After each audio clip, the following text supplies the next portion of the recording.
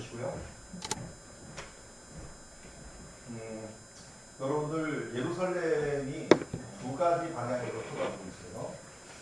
제가 그렸던 요 지도에는 예루살렘을 동쪽에서 쳐다보고 동쪽에서, 그리고 유인물로 준 거에서는 서쪽에서 쳐다보고.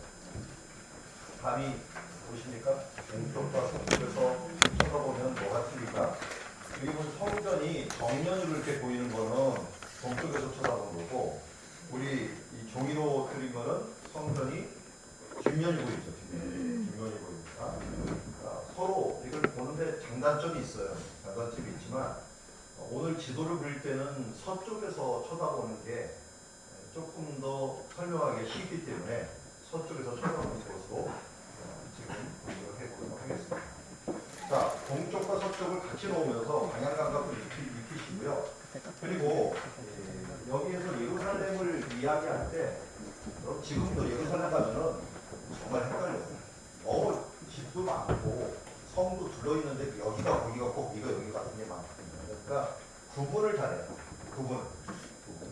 원래 구별하다라고 하는 게 거룩이라는 건 아시죠? 여기 제가 물이 있는데 이 물이 뭐가 거룩하냐? 안에 들어가 있고 이게 마실 수 있어요. 구분되는 점에서 벗어나 버리면은 이건 더러운 물이 되고, 그래서 구분이 돼 있을 때 거룩한 거지 밖에 나와 있으면 거룩에서 벗어났다라고 할 수가 있는 거죠. 그래서 우리가 구별하고 구분하고 하는 것들을 잘 하면은 하나님의 뜻을 좀 정확히 알 수 있는 것이기 때문에 여기도 한번 구분을 하는데, 예루살렘 성을 네 가지 지역으로 딱 구분하면 좋아요. 네 가지 지역으로. 자, 먼저 여러분 가지고 있는 이 지도 뒷면 걸 한번 볼게요. 동쪽에서 쳐다보고, 주로 성지순례 가면은 여기 감람산이라는 곳에서 쳐다봐요. 전망을 하게, 정면이 있으니까 쳐다보면은 맨 앞에 보이게 당연히 성전이 보이죠. 성전산이 보이고, 근데 성전산은 모리아산이에요. 옛날 모리아산이 원래 중심이 아니었어요. 예루살렘이 중심이었어요. 예루살렘 성은 요 밑에 이렇게 보면 쏙 들어가 있어요. 이렇게. 옛날 예루살렘은 다윗성이라고 불렸어요. 다윗성. 다윗이 예루살렘을 정복하고서 그 이름을 다윗성이라고 불렀어요. 왜 그렇게 불렀냐면 지파색을 없애기 위해서. 수도라는 걸 알려주기 위해서. 왜냐면 이게 예루살렘이 베냐민 지파 땅이었어요. 그래서 다윗은 유다 지파. 유다 지파가 베냐민 지파 땅 차지해갖고 그 땅을 차지해버리면 이 지파 간에 문제가 생겨버려요. 그러니까 수도이기 때문에 그냥 다윗성이라는 뜻이에요. 자, 그리고 혼동하지 말고 성경은 시온이라는 말이 많이 나와요. 시온이라는 말도 마찬가지예요. 맨 처음에는 이 다윗성인 예루살렘을 시온산이라고 불렀어요. 그래서 사무엘 하에 보면은 다윗이 예루살렘 곧 시온산을 정복했다, 이렇게 표현을 해요.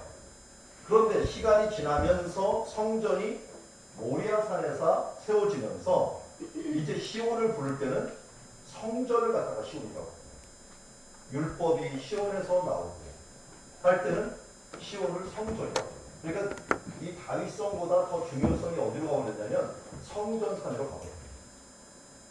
그래서 예루살렘이 지금까지 존속될 수 있었던 이유는 성전이 있었기 때문이지 다윗이 만든 성전이 있기 때문에. 다윗의 최고의 이 기만하면서도 참 하나님 뜻 안에서 잘하는 것 중에 하나가 뭐냐면 수도를 성전으로 만들어요.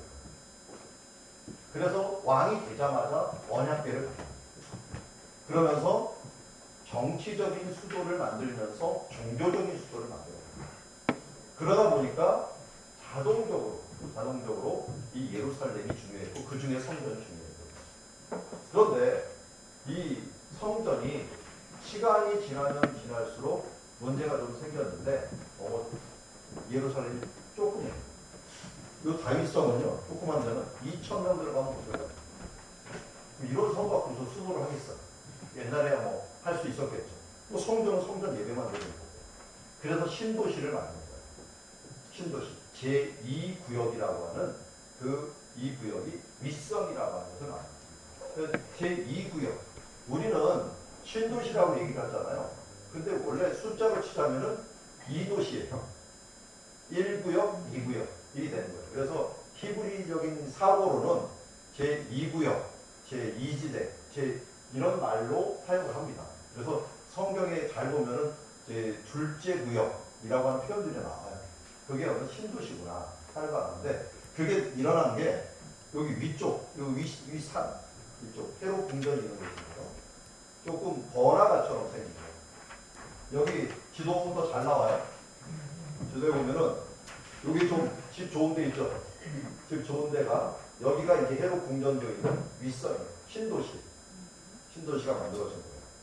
그리고 예수님 때문에 유명해진 게 성 밖이에요. 밖에가 원래 골고다가 이쪽에 있는데 골고다는 진짜 성 밖이었으니까 사람들 눈에도 안 띄었는데 예수님께서 죽으시고 부활하신 걸 말미암아 이 골고다 지역이 지금은 중심이 되고 있어요. 기독교인이 들어와서 거기다가 교회를 제일 크게 만들고 했다 보니까 중심이 되는 지역으로 만들어지게 돼요. 그래서 네 구역이 있다 하는 것들을 기억하시면 됩니다. 이렇게 보면 돼요. 딱 예루살렘 보면 맨 앞에 성전, 왼쪽으로 조금 속 들어가서 배꼽 모양처럼 생긴 게 다윗성, 그리고 다윗성 뒤에가 신도시 제2구역, 그리고 성전 뒤쪽이 성 밖이었는데 지금은 가장 많은 사람들이 사는 골고다가 됐다. 이렇게 생각하시면 되겠습니다. 이 정도만 알고 해발이 약 700m 정도에서 800m 사이다. 그걸 하면 되고 김일성이 별장을 많이 세웠는데 다 700m 고지에다 세웠다. 그래서 사람 살기 제일 좋은 그 고지에다가 세웠다고 합니다. 칭산에 케이블카 있는 거기가 700m더라고요. 그래서 그런 데가 아마 살기 좋은 땅으로 고지대가 그 정도가 예루살렘도 그런 데로 굉장히 살기 좋은 동네라고 할 수가 있습니다. 자, 산이 주변에 있는데 뭐 이거는 그냥 감람산이 있어요. 감람산 앞에 당연히 동쪽에 감람산이 있죠. 근데 감람산 줄기 중에 하나 다윗성 맞은편에 있는 게 멸망산. 이 멸망산은 성경에 딱 한 번 나오는데 요시야 때 나와요. 왜냐하면 솔로몬과 그의 사람 이 부인들이 여기다 우상의 제단을 너무 많이 만들어 놨고 멸망받을 산이다. 그래서 멸망산이라고 이름을 붙였고요. 세 개의 골짜기 정도가 나오는데 자 이렇게 세 개의 골짜기가 포크 모양으로 포크 모양으로 생각하면 기드론 골짜기가 동쪽 성전산 동쪽을 쭉 흘러요. 동쪽에서 동쪽이지만 북쪽에서 남쪽으로 흐르고 그리고 흰놈의 골짜기라는 곳이 서쪽과 남쪽으로 흐르고 중앙에 성경에서는 그냥 분지 쑥 들어가는 곳이라는 막데스라는 이름을 썼는데 여기서는 중앙골짜기라고 그냥 이름을 붙이죠. 성경에는 안 나와 이름이. 근데 성경에는 막데스라고 하는 표현을 씁니다. 그래서 흰놈의 골짜기, 기드론 골짜기를 많이 들어보셨죠? 그래서 포크가 3개 있으면서 됐고요. 원래는 중앙골짜기와 기드론 골짜기만 있었던 곳이죠. 왜냐면 다윗성만 있었던. 근데 신도시가 되어지면서 이게 굉장히 커진 게 흰놈의 골짜기입니다. 이 골짜기 3개가 합쳐져 갖고 쭉 들어와요. 합쳐지겠죠. 합쳐지면 여기서부터 이제 내려가고 사해라고 하는 염해까지 내려가요. 이 골짜기를 뭐라고 부르냐? 기드론 골짜기라고. 그러니까 저도 이 골짜기 얘기할 때마다 그거예요. 흰놈의 골짜기는 지옥이라는 뜻을 갖고 있어요. 그 기드론 골짜기는 성전에서 내려오는 물, 이 에스겔의 환상 생각하면 생명수 강이 흐릅니다. 생명수와 지옥의 물길이 합쳐지면 어떻게 될까? 결국 생명수가 이깁니다. 그래서 가는 길에 에스겔 환상 보면 광야에 꽃이 피고 이 사해 죽은 물이 살아나고 하는 건 기드론 골짜기로 내려오는 물을 이 환상으로 그런 골짜기가 있다라고 하는 것을 막데스 줌이라는 것을 있습니다. 아시고 자 그리고 제가 이제 감람산을 쳐다봤을 때 성전산이 있고 뒤에 골고다 다윗성이 있고 마가다라고 하는 곳이 저기 윗성이 마가다라고 하는 곳이 그러니까 부자들이 사는 동네 마가다라고 하는 곳. 자 그리고 성전이 있지만 골고다도 제가 있다 그랬죠. 그리고 마가다라고 하는 이 3개가 성경 역사에서 굉장히 중요해요. 왜냐하면 성전이 있는 곳은 성부 하나님께서 신의 산에서 율법을 주셔갖고 언약궤가 있는 곳이에요. 성전. 자 그런데 골고다는 어떤 곳이에요? 예수님이 죽으시고 부활하신 곳이에요. 그러면 마가다락방은 예수님이 새 언약을 맺으시고 거기에 새 언약의 성령님이 내리신 것입니다. 그렇기 때문에 이 세 가지는 성부, 성자, 성령 이 세 분의 주요한 사역들이 완성된 곳이기 때문에 어디보다도 중요한 장소다 하는 것을 우리가 알려주고 있습니다. 그래서 나중에 우리 사도행전 볼 때 이 부분들을 좀 더 알려드리겠지만 예루살렘이 그래서 중요합니다. 그래서 다른 것보다도 성경의 이 삼위일체 하나님의 모든 사역이 완성된 곳이다 하는 의미에서 중요합니다. 자, 성전을 볼 때 조금 더 세밀하게 알아야 될 필요가 있는데 예루살렘은 도시인데 왜 이렇게 제가 꼼꼼하게 알아두냐? 성경에서 복음서만 하더라도요 반 이상이 다 어디서 나타나냐면 예루살렘에서 나타나요. 반 이상. 반을 넘어요. 다른 예수님이 이 땅에서 33년을 있었는데 그 중에 예루살렘에서 한 9일 동안 있었던 여정이 반 이상을 차지한다. 그건 무슨 뜻, 무엇을 의미할까요? 그만큼 짧은 기간이고 작은 장소이지만 중요하다는 것이. 왜 중요하냐? 저는 이미 말씀을 드린 적이 있어요. 이 땅을 뭐라고 불렀다고요? 이 지금 성전이 세워져 있는 이게 무슨 산이라고요? 모리아산. 모리아산을 아브라함이 뭐라고 불렀다고요? 여호와 이레. 여호와 이레가 무슨 뜻이에요? 여호와께서 준비하시는. 뭘 준비하시는 거예요? 구원을 준비하시는. 하나님의 놀라운 구원을 준비하시는 땅이기 때문에 우리가 세밀하게 알아야 돼요. 여러분 다른 데는 다 몰라도 하나님에 대해서는 세밀하게 알아야 돼요. 왜냐면 우리가 하나님의 형상대로 지음받았잖아요. 하나님이 전능자잖아요. 하나님께서 모든 것들을 주권을 갖고 있기 때문에 그것만 잘하면 그 다음부터 문제는 다 열리는 거예요. 그래서 먼저 그의 나라와 그의 의를 구하라. 그리하면 이 모든 것을 내게 더해주시라. 지혜로운 사람은 핵심이 무엇인지 아는 사람. 하나님의 백성 중에서 정말 지혜로운 사람은 바로 정말 중요한 게 무엇인가 하는 걸 아는 사람. 저는 베드로를 정말 지혜로운 사람이라고 보는 것은 고기를 잡았을 때 어떻게 다른 사람들은 그래도 고기를 잡았을 때 다 끌어올리는데 베드로는 어떻게 했어요? 바로 엎드렸어요. 누굴 보고? 예수님 보고. 나는 제2로서이다. 나를 떠나소서. 고기 잡는 것보다 더 중요한 게 예수님이었어요. 그래서 사람들은 그래도 중요한 건 알지만 이 양 작은 고기라도 끌어올려야지. 여러분 배 타고 있으면 나는 어떤 편이겠어요? 베드로 같은 성향이세요? 여기 안드레나 이게 야고보처럼 그냥 끌어당기는 형제. 그래도 끌어내야지 라고 하는 성격이 있다면 아마 우선순위에 있어서 바뀔 때가 있을 가능성이 많아요. 그래서 수제자가 될 수 있었던 것은 바로 이러한 부분이었다는 것을 알 수가 있습니다.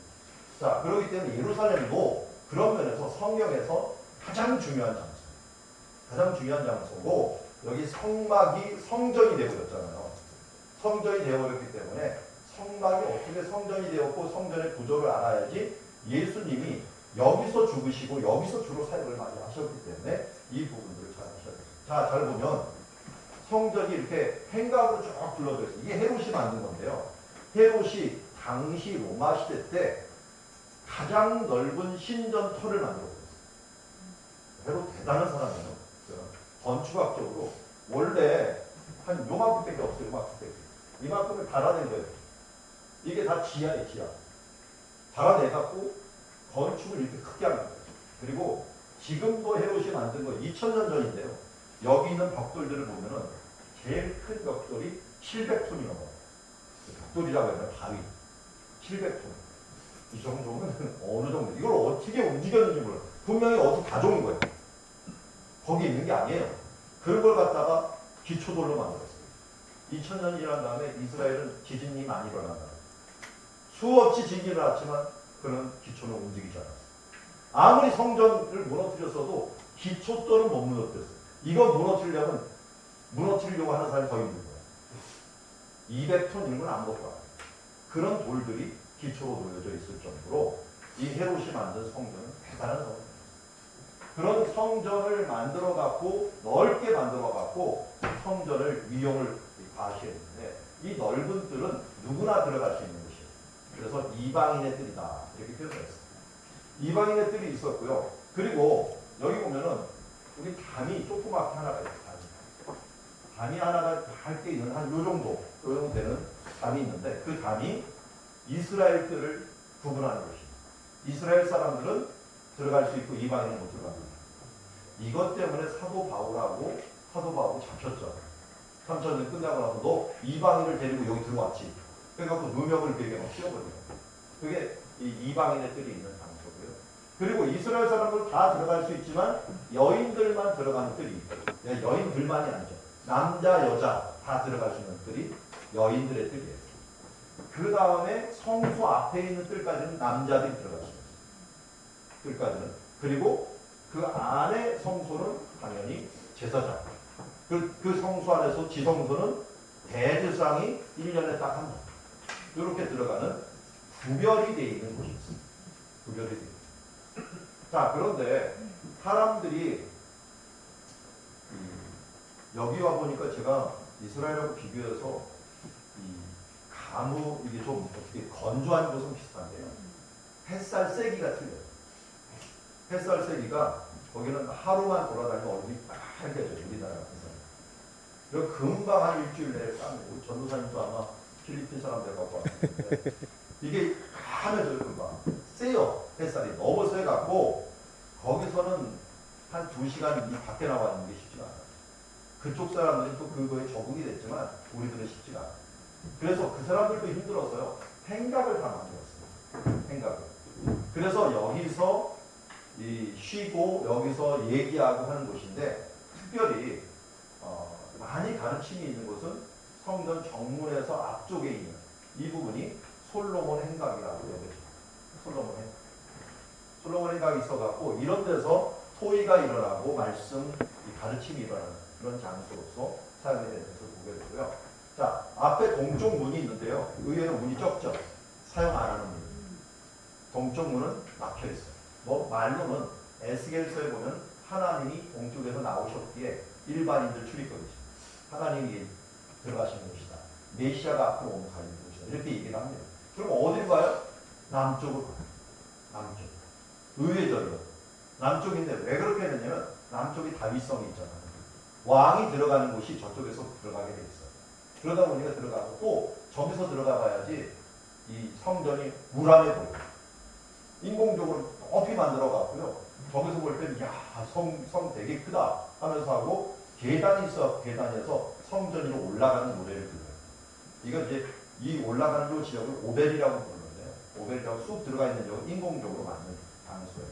그래서 지하를 통해서 들어간다 해서 지하에서 두더지처럼 들어가는 데서 훌다문이라고. 훌다가 두더지라는 뜻이에요. 물론 훌다 여선지자도 의미가 있어요. 여선지자 무덤도 요 앞에 있었어요.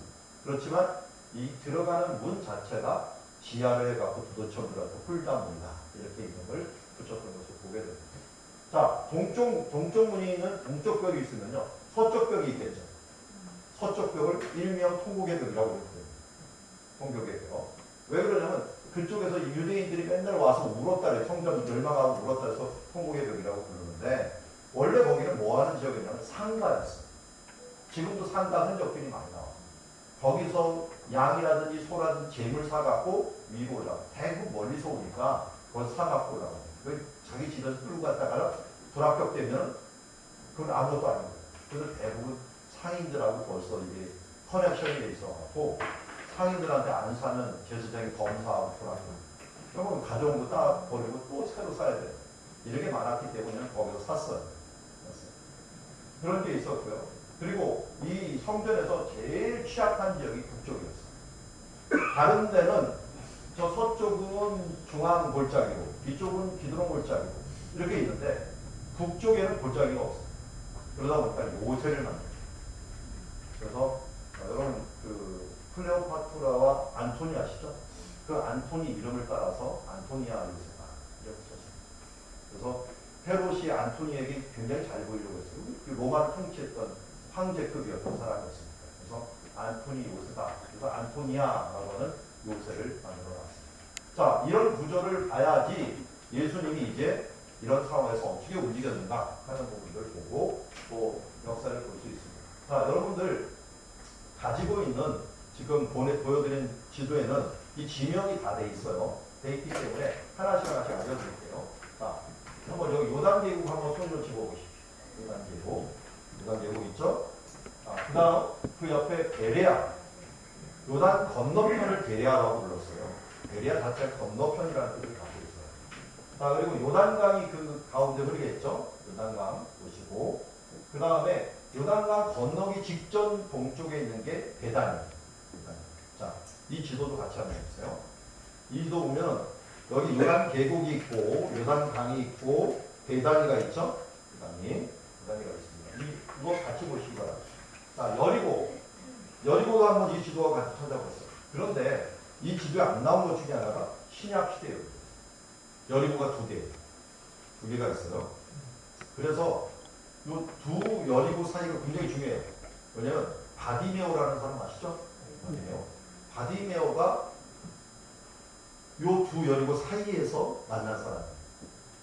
그래서 마태하고 누가는요, 예수님이 여리고에서 나오시다가 맹인을 만났다라고 얘기를 하는데, 누가복음에서는 여리고에 들어오시다가 맹인을 만났다라고 얘기해요. 아니, 나가시다가 만난 거예요? 들어오시다가 만난 거예요? 이게 바로 신약시대와 구약시대 여리고 어느 편에 서 있느냐 하는 거예요. 구약시대 여리고에 서 있었던 마태하고 마가 같은 경우는 유대인들 다 여기 살았어요. 그러다 보니까 여기서 나오는 예수님이 바디메오를 만나는 거 보면서 여리고에서 나오시다가 바디메오를 만났다라고 얘기하고 있고, 누가는 이방인은 누구 편에? 그 약자 편에서 삭개오가 신약시대 여리고 살았어요. 삭개오가 살았던 신약시대 여리고 딱 보니까 예수님이 들어오고 있어요. 들어오시다가 바디메오를 만나요. 그래서 어느 관점에서 보느냐에 따라서 나간다, 들어온다 라고 하는 표현이 틀리게 되는 거고, 이 두 여리고를 알아야만이 돼요. 구약시대 여리고, 신약시대 여리고. 자, 올라오는 길에 유다 광야가 있어요. 유다가 이때는 유대라고 불렀죠. 유대 광야가 위치하고 있었고, 올라오면서 제일 먼저 만나는 동네가 어디냐면 베다니예요. 베다니가 저쪽도 베다니가 있고 이쪽도 베다니가 있죠. 베다니 뜻이 뭐라고요? 빈민촌. 그냥 쉽게 집이 그 배신인데 촌이라는 뜻이니까 빈민촌. 빈민촌은 어디 형성돼요? 외곽지역. 여기 예루살렘에서 가장 외곽 유다 광야와 사람 사는 곳 가장자리 판자촌이 형성된 게 바로 원래 이름이 아니라 판자촌이라는 이름 자체가 그냥 이 베다니가 되는 거예요. 여기도 살기 힘든 사람은 어디 가냐? 요단강까지 내려가는 거예요. 물은 있으니까 요단강에 물은 먹는데 사람들이 지나다닐 때 구걸해서 사는 사람. 구걸하고 뭐 조금 허드렛 일 해주고서 먹고 사는 사람. 그러니까 이 베다니가 두 군데. 여기 또 베다니가 또 있었겠죠. 근데 대도시 주변에 주로 빈민촌이 있잖아요. 여기 베다니아나 저기 요단강 건너는 편에 베다니아가 있었다. 자, 그리고 베다니에서 위로 올라오면 감람산이 있는데, 감람산 꼭대기 있는 부분이 벳바게고 거기서 이제 내려오는 길이 감람산으로 내려오는 벳바게. 이 벳바게에서 감람산, 그리고 여기 내려오면은 겟세마네라고 하는 동산이 이 감람산 아래쪽에 있는 동산이긴 하지만 기드론 계곡으로 바로 내려가기 직전에 있는 게 바로 이 겟세마네고, 기드론 골짜기가 거의 접해 있다라고 할 수가 있습니다. 그 외에도 저 북쪽에 보면 베데스다 연못이라고 있어요. 베데스다 연못. 자, 예루살렘 성전에 들어가려면요, 물이 많이 필요해요. 왜냐하면 이 사람들은 몸을 씻고 들어가요. 이슬람 사원 혹시 다 들어가 보셨어요? 이슬람 사원에서 반드시 있어야 되는 것이 손 씻고 발 씻는 곳이에요. 이 사람들은 뚫린 구멍 다 지금 닦아야 돼요. 코, 눈, 귀, 입, 이거 다 닦고서 들어가야 돼요. 발 닦고 들어가야 되거든요. 그렇게 들어가야 되니까 이 연못이 필요한데, 이거는 벌써 그 전부터 2000년부터 이 기독교가 아니라 유대교적인 이런 정결 예시부터 시작한 거예요. 베데스다예요. 자, 그리고 연못이 있고 그 옆에 안토니아 요새 아까 말씀드렸어요. 안토니아 요새 있고, 그리고 성전이 있고, 성전 옆에 공회가 있었어요. 이 공회를 우리는 사내들이라고 해요. 사내들이니 이 성전 바로 이스라엘 뜰이라고 하는 그 근처에 위치하고 있었다. 집이라고 하는 곳이 있는데요. 이건 좀 불확실하긴 하지만 대제사장이 살았던 집이어서 발견이 됐어요. 발견이 됐고, 그리고 이 주 안나스의 집으로 추정하고, 그리고 실로암 다윗성이 있는데 그 다윗성에 물이 하나가 딱 샘이 하나가 있는데 그 기온샘을 터널을 뚫어갖고 성 안으로 끌어들인 그 물이 뭐냐면 실로암 연못이에요. 그 실로암 연못 자체의 물이 아니라 기온샘의 물이 돼요. 그러니까 예루살렘은 기온 강의 근원처럼 기온샘이 있었는데 이 샘을 안으로 거의 한 570m의 수로를 뚫어갖고 성 안으로 끌어들인 게 실로암이다. 누가 만들었을까요? 히스기야 왕이 그렇습니다. 자, 그리고 밑으로 내려가서 헤롯 안티파스 공가가 있어요. 이건 제가 일부러 헤롯 안티파스라고 했는데 갈릴리의 헤롯이에요. 갈릴리의 헤롯이 여기 명절 때마다 내려올 때마다 있어야 될 곳이 있잖아요. 그런 것에 궁전이 하나 있었다. 그런 것이고요. 그 오른쪽으로 대제사장이었던 가야바의 집이 있었던 곳이고요. 가야바의 집이 있었던 근처에 있었던 것이 마가라고 합니다. 마가는 큰 부자였겠죠. 나중에 이제 성경에 나옵니다. 큰 부자라는 그 표현이 나와요. 옷이 틀렸어요. 그래서 옷이 세마포라고 하는 아주 좋은 린넨 종류의 그때 굉장히 좋은 옷을 입고 있었어요. 자, 그리고 여기 골고다 쪽. 골고다는 그 당시에는 성 바뀌었어요. 성 바뀌었는데 충먹어 죽은 헤롯 있죠. 그 헤롯이 여기까지 성을 만들어 버렸어요. 그럴 바에 지금은 뭐 성 아니지만 예수님이 죽으시고 몇십 년 안 돼서 골고다가 성 안으로 들어와요. 자, 그리고 이제 서쪽으로 가는 엠마오로 가는 길이 열리게 되죠. 자, 이렇게 이제 예루살렘의 중요한 지명들을 한번 쭉 살펴보았습니다. 워낙 중요하다 보니까 지명들을 잘 살펴봤고요. 이제 한번 가볼까요? 뭘 보냐면 이제 여러분들 동그라미 얘는 장을 쓴다 그랬죠? 장을 쓰는데 오늘 예루살렘 사역은 아니지만 갈릴리 사역과 예루살렘 사역만 있는 게 아니라 요단강에서도 사역이 있었잖아요. 그 부분들까지 한번 보도록 하겠습니다. 자, 우리 성경을 한번 찾아보도록 하겠습니다. 마가복음 1장부터 볼까요? 성경 찾으면서 같이 그냥 그릴게요. 자, 제가 여기 유대 광야 있는 곳에 1장 4절 세례 요한이 광야에 이르러 라고 있죠. 광야라는 거에 한번 체크를 해주시고, 그리고 유대 광야 밑에다가 1장 4절 여러분이 벌써 세례 요한이 있어요. 요한하고 혼동될 수 있습니다. 세례 요한. 거기에서 이제 말씀을 전하는 것이에요. 자, 그리고 나서 예수님께 세례를 줬죠. 1장 9절. 그때 예수께서 갈릴리 나사렛으로부터 와서 요단강에서 요한에게 세례를 받으시고, 요단강 옆에다가 1장 9절 세례. 예수님이 세례 받으신 거예요. 요한에게 세례 받았죠. 이 참 좀 배경을 생각하면 참 어색한 만남이에요. 왜냐하면은 세례 요한하고 예수님은 어릴 때부터 6개월 차이밖에 안 났잖아요. 그리고 13살까지 최소한 30살까지는요 매년 3번 이상은 만났어요. 왜냐면 친척이잖아요. 엘리사벳하고 마리아는 친척이에요. 그럼 예루살렘에 와갖고 예배드리려고 1년에 3번은 꼭 오거든요.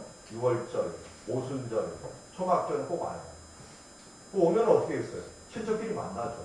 왜냐면 제사 드릴 때 어떻게 드리냐면 뭐 피하고 기름하고 또 이런 포퍼하고 드리고 나서요. 나머지 고기들은 친척들이 같이 모여서 먹어요. 그렇기 때문에 명절만 되면은 온 가까운 친척들이 다 모여서 그 성전에서 먹는다고 생각하면 돼요. 그 어려서부터 계속 만나온 사이예요. 그리고 서로 사정도 알았겠죠. 엘리사벳하고 마리아하고 이 서로 아는 사정이기 때문에 요한에 대한 특이성, 예수님의 특이성, 이게 만 30세에 만나는 거거든요. 그러니까 요한도 인정하기가 참 힘들었겠죠. 메시아를. 근데 들었어이. 자기 엄마한테 들었고 또 마리아한테 들어갔고 이분은 특별한 분이다. 라고 하는 걸 들었기 때문에 이제 허락하라 하는 예수님의 말씀을 따라서 허락하면서 이제 세례를 준 것을 보게 됩니다. 그때 물에서 올라오실새 하늘이 갈라짐과 성령이 비둘기같이 자기에 내려오심을 보더니 하늘로부터 소리가 나기를 너는 내 사랑하는 아들이라 내가 너를 기뻐하노라. 성부 하나님이 소리와 성령 하나님의 비둘기같이 임함과 그리고 성자 예수님의 바로 이 세례받음이 열려짐으로 하늘이 갈라지고 하늘이 열리는 역사가 여기서 일어났다 하는 걸 알 수가 있습니다. 자, 이어서 이제 시험 받는 장면이 나오죠. 1장 14절에 요한이 잠긴 후에 예수님이 갈릴리에 오셔서 복음을 전파하여 12절 성령이 곧 예수를 광야로 몰아내시되 광야에서 시험을 받으십니다. 1장 12절 시험이라고 써주시면 되겠습니다. 마태복음하고 누가복음에서는 이 세 가지 시험을 다 자세히 얘기하고 있는데 저는 그냥 간단히 이야기합니다. 시험을 주로 여리고 위에 있는 광야에서 받았다 했기 때문에 제가 여리고 위에다가 이렇게 기록을 해놨습니다. 이어서 예수님이 이제는 갈릴리 사역을 마치고 베레아 지방으로 오셔요. 유다 지경 베레아 지방으로 오셔갖고 10장부터 이제 시작을 합니다. 10장 1절 우리 같이 한번 읽어볼까요? 시작. 예수께서 거기를 떠나 유대 지경과 요단강 건너편으로 가시니 무리가 다시 모여들거늘 예수께서 다시 전례대로 가르치시더니 요단강 건너편이에요. 저기가 요단강 건너편 베레아라고 불렀어요. 그때는 그 지역에서 전례대로 가르쳤는데 무슨 일을 가르쳤습니까? 여기 2절에 보면은 사람이 아내를 버리는 것이 옳으니까 모세가 어떻게 명하였느냐 하면서 4절에 이혼 증서에게 얘기했잖아요. 이혼에 대해서 얘기할 때 예수님께서 이 부분들에 대해서 사람이 완악함 때문에 주었지만 그러나 하나님의 원래 원칙은 그렇지 않다 라고 하면서 이 부분들을 이야기해 주었습니다. 자, 그리고 아이들 여기 보면 13절에 보면 아이들을 영접하는 것이라든지 이런 부분들이 얘기를 해놓고요. 그 다음에 10장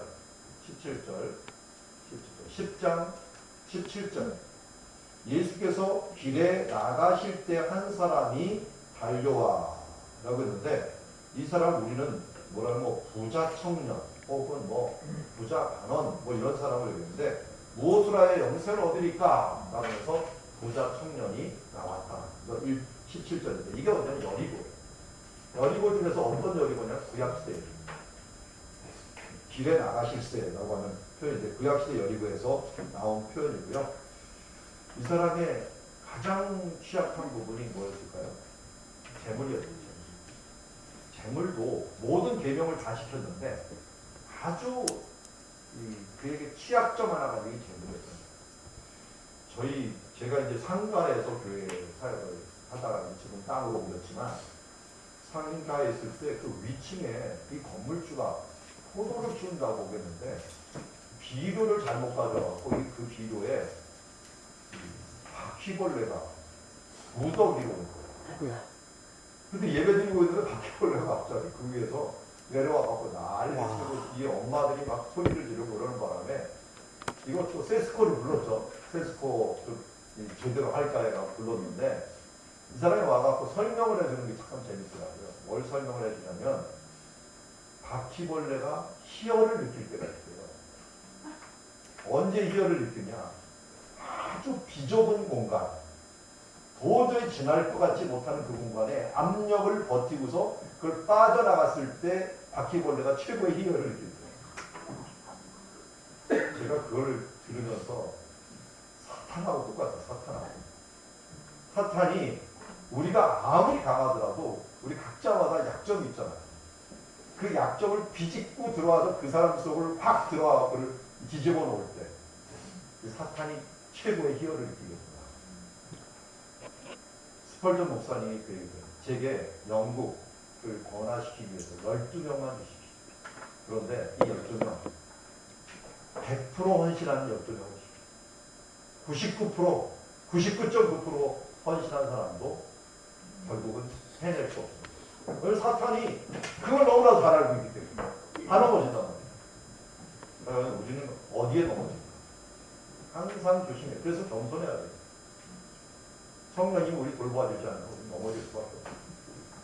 그래서 우리가 항상 이런 부분들에 있어서 이 부자 청년이 남말하는 게 아니라 나도 그럴 수 있다. 라고 항상 생각하면서 무엇을 하여야 행위로 보는 게 아니라 우리를 긍휼히 여겨주셔서 라고 하는 마음으로 나가야 된다는 걸 알려주고 있습니다. 자, 이어서 여기 보니까 10장 46절 바디메오 얘기가 나왔어요. 아까 말씀을 드렸고요. 10장 46절 그들이 여리고에 이르렀더니 그래서 여리고에서 이르렀더니 예수께서 제자들과 허다한 무리와 함께 여리고에서 어떻게 할 때요? 나가실 때. 마가는 나가실 때라고 분명히 얘기했죠. 누가만 들어오실 때라고 하는 표현을 썼습니다. 한번 찾아볼까요? 누가 18장, 누가 보면 18장 한번 찾아보세요.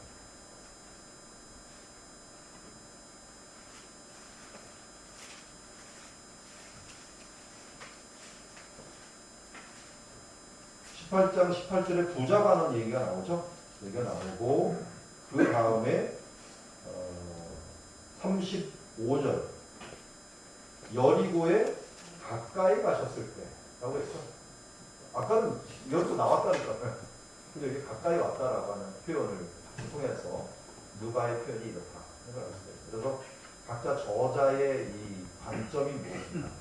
요번에 그리스를 제가 한 달 반 있었는데 참 좋았던 것 중에 하나가 누가를 재발견했어요. 그래서 테베라고 하는 곳이 있는데 테베는 이제 이집트의 테베가 아니라요. 그리스의 테베라는 곳이 있어요. 테베라는 곳이 누가의 고향이더라고요. 그 사역지이기도 하고. 그런데 거기가 누가 교회가 있는데 누가 뼈가 있다고 해서 가봤어요. 늑골 뼈 조금 있는데 그게 남아있다고 갖고 가봤는데 진짜 이게 가짜인지 모르지만 이게 수천 년 전통을 통해서 이러는 거니까 교회 갔더니 오른쪽에 뼈가 있더라고요. 그래서 보고 좀 기도하고 왔는데 나중에 보니까 거기 있는 선교사님들에 보시면 누가가 화가였더라고요. 누가가 성모상을 제일 먼저 그리스더라고요. 그래서 이 마리아한테 이 성모상을 먼저 그려가고 보여준 사람. 그래서 그리스 정부에는요, 이 똑같이 그림 그리는 게 그들의 최고의 예술이에요. 지금까지 그려온 성모상은 누가가 그렸던 것을 똑같이 그려왔고, 그래서 누가는 참 예술적인 재주가 많았어요. 그것도 있었지만 역사학자였죠, 의사였죠. 참 재주가 많은 사람이었다 하는 것도 알았는데 그가 결국 그리스에서 마지막 운명을 다하면서 끝까지 있었구나 하는 걸 알 수가 있습니다. 테베 하면은 거기 같은 테베 누가가 유명한 게 아니라 헤라클레스가 유명하거든요. 헤라클레스의 고향이에요. 거기가 테베가. 역사 조금 아시는 분들은 30년 전쟁이라는 알 거예요. 그 아테네하고 스파르타 전쟁을 하다가 아테네가 졌어요. 그래갖고 스파르타가 이겼는데 이 아테네하고 똑같은 민주주의를 가지고 있었던 것이 아테네 위쪽의 테베였어요. 이 테베가 스파르타를 무찌르버렸어요. 무찌를 때 또 이 의용군처럼 온 사람이 저기 마게도냐 사람들이었어요. 결국은 누구한테 돌아왔느냐? 마게도냐의 모든 것이 돌아가요. 필립이라고 하는 왕이에요. 그 필립의 아들이 알렉산더였죠. 결국은 그 전쟁의 끝에 최후의 승자는 알렉산더가 됐다. 그 전쟁의 그 암울한 이 부분들을 다 합쳐갖고 외국으로 뻗어낸 게 알렉산더의 어떤 정복 전쟁이었다.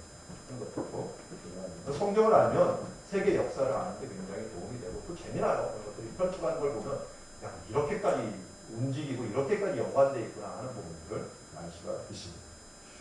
자, 그런 얘기를 하면서 예루살렘의 근접을 못하고 지금 빨리 예루살렘에 올라옵시다 이제는. 자, 저기서 유다 광야를 이제 지나갔고 맨 먼저 찾아온 곳이 어디냐고요? 베단이라고 하는 곳을 찾아갑니다. 베단이. 자, 베단이 오기 전에 원래 다른 성경에는 베단이 왔다고 하는데 마가복음은 그걸 얘기를 하지 않아요. 11장에서 바로 예루살렘에 왔다. 11장 1절 한번 읽어볼게요. 다시 읽겠습니다. 시작. 그들이 예루살렘에 가까이 와서 감람산 벳바게와 베다니에 이르렀을 때 예수께서 제자 중 둘을 보내시며, 원래 지리적으로 보면은 베다니를 거쳐서 벳바게로 가요. 이거 모르면 이 표현 속에서 오해할 수가 있어요. 베다니를 거치고 벳바게로 올라가서 가고요. 요한복음 12장에는 요한복음에서는 베다니에서 있었던 일을 얘기해요. 한번 볼게요. 요한복음 12장 한번 가볼까요?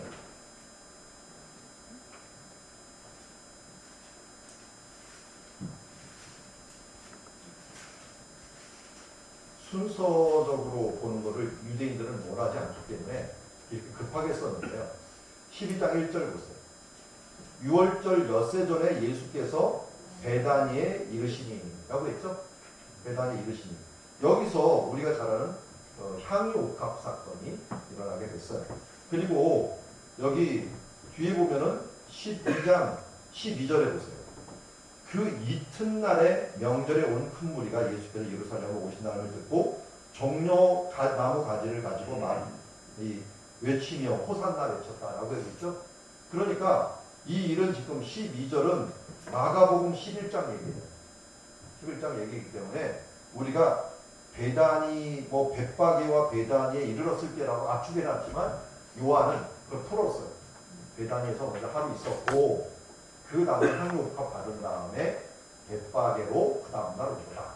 근데 마가는 급했어요. 그냥 다이 나오니까 막 하느라고 벳바게를 먼저 얘기를 하면서 여기서 예루살렘을 입성하셨다라고 이야기하고 있습니다. 뭐 낙이 타고 입성한 얘기 잘 아시죠? 자, 그 다음에 12절 11장 12절 한번 읽어보겠습니다. 시작. 이튿날 그들이 베다니에서 나왔을 때 예수께서 시장하신지라. 자, 여기 11절도 보세요. 11장 11절.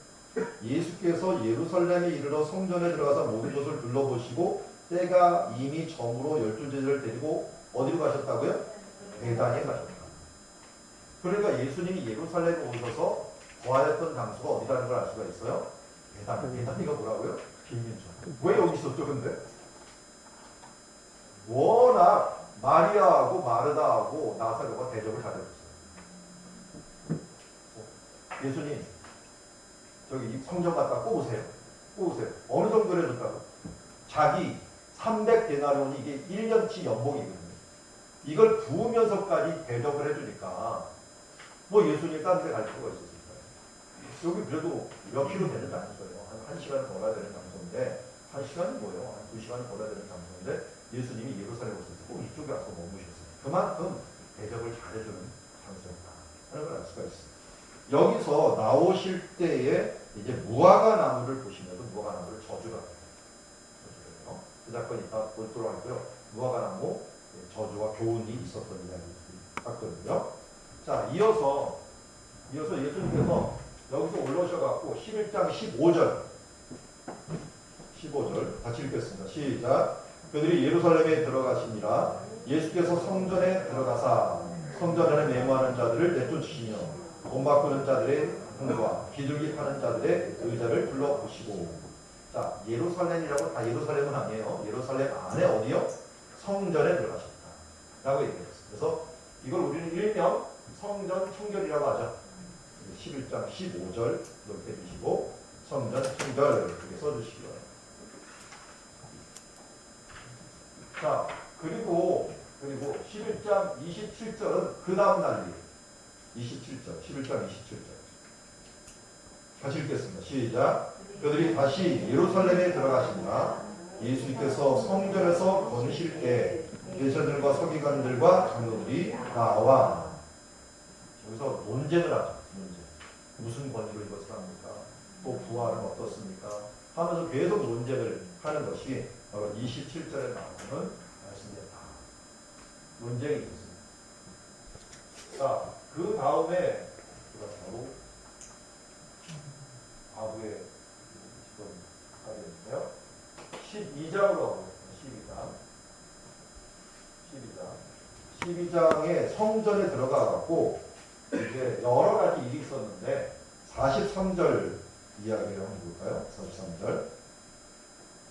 같이 읽겠습니다. 시작. 예수께서 제자들을 불러다가 이르시되 내가 진실로 너희에게 이르노니 이 가난한 과부는 헌금함에 넣은 모든 사람보다 많이 넣었다. 헌금함이 어디 있었냐면요, 여인들의 뜰에 있었어요. 여인들의 뜰. 아까 성전 얘기했었죠. 남녀가 다 들어갈 수 있는 곳에 헌금함이 있어야 될 거 아니에요. 이스라엘 남자만 들어가는 데는 아니고. 그러니까 이방인들은 헌금도 제대로 못했어요. 그러니까 안에 들어가는 것들만, 들어가는 사람들만 할 수 있었다는 걸 알 수가 있습니다. 자, 그리고 이제 14장으로 넘어가겠습니다. 13장에는 성전이 무엇일까 하는 것들에 대해서 13장 3절 13장 3절 같이 읽겠습니다. 시작.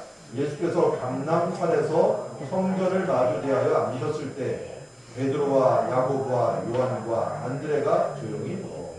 자, 어디 있을 때요? 감람산. 그래서 감람산 밑에다가 3절이고, 여기에서 우리 마태복음 24장 또 마가복음 13장 모두 심판에 대한 부분들이다.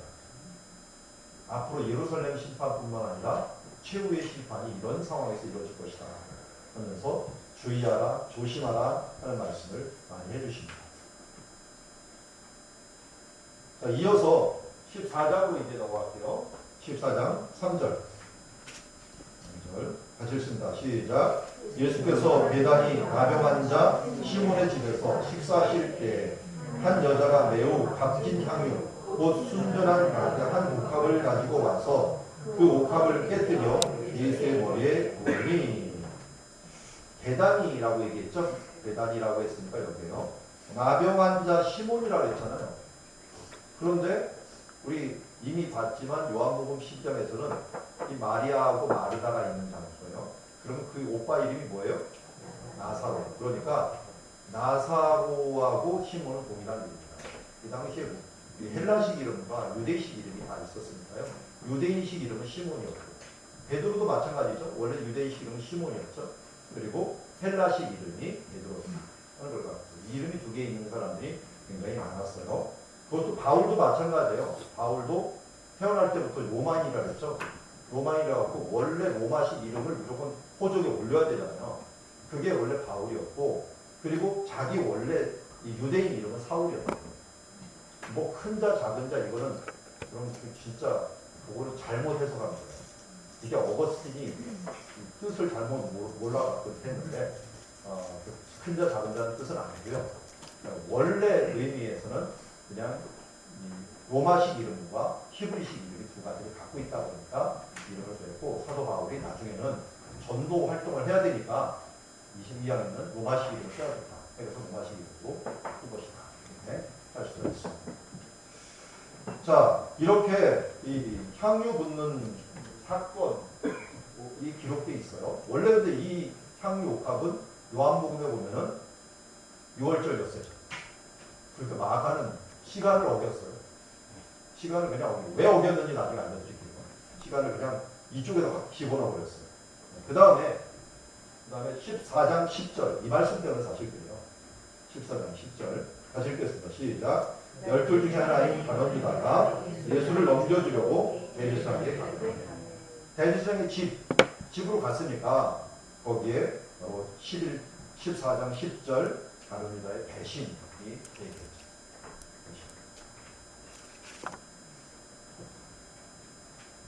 이어서 그 옆에 14장 15절 마가다락방 옆에 15절 한번 읽어주시기 바랍니다. 15절 시작. 그리하면 자리를 펴고 준비한 큰 다락방을 보이리니 거기서 우리를 위하여 준비하라 하시니라. 뭐가 준비됐다고요? 큰 다락방. 큰 다락방. 우리는 마가의 다락방이라고 얘기하잖아요. 원래 그쪽 이스라엘 성지순례 가면 마가의 다락방 찾으면 안 나와요. 뭐라고 하냐면 큰 다락방이라고도 안 나오고 그 다락방. 영어로 더 어퍼룸. 어퍼룸은 다락방이잖아요. 그런데 그 어퍼룸이다. 그러면은 그 어퍼룸 어디에? 더 어퍼룸 하면은 저기에 마가 다락방을 소개해 줍니다. 여기 성경에 큰 다락방이라는 그 말이에요. 큰 다락방이다. 그런 것이고요. 이 다락방 나중에 또 알려드리겠지만 이스라엘 사람들은 다락방이 아니라 원래 거실이다. 원래 거실이다. 자, 이어서 이제 예수님께서 여기서 움직여갖고 어디로 가시냐? 겟세마네 동산으로 가죠. 겟세마네 동산으로 가는 길에 하신 말씀이 있어요. 하신 말씀이 14장 26절. 26절. 이에 그들이 찬미하고 어디로 갔다고요? 감람산으로 갔다. 감람산. 가는 길에 27절부터 뭐였어요? 제자들에게 이르기에 너희가 나를 버린다 하면서 부인을 예언해요. 너희들이 나를 버릴 것을 예언해요. 그래서 14장 26절 감람산 가는 길에 제자들의 부인을 예언하라. 이렇게 써주십니다. 부인 예언.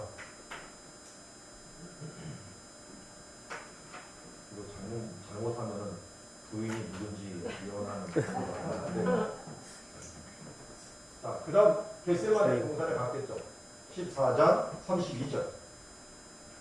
같이 읽어보겠습니다. 시작. 그들이 겟세마네라 하는 곳에 이름에 예수께서 제자들에게 이르시되 내가 기도할 동안에 너희는 여기 앉아있으라 하시고 어디로 갔다고요? 겟세마네. 여기서 예수님이 기도했어요. 그리고 얼마 있다가 물론 체포되셨어요. 체포가 되셨어요. 체포되고 잡혀갑니다. 자, 여기서 끌려서 어디로 가느냐? 대제사장한테 가겠죠. 갑니다. 14장 53절. 53절. 다시 읽겠습니다. 시작. 그들이 예수를 끌고 대제사장으로 가니 대제사장들과 장로들과 서기관들이 다 모인다. 대제사장이 나오죠. 대제사장 집으로 간다는 거예요. 거기에 갔습니다. 그래서 14장 53절 쓰시고 신문. 그래서 예수님께서 신문을 받으십니다.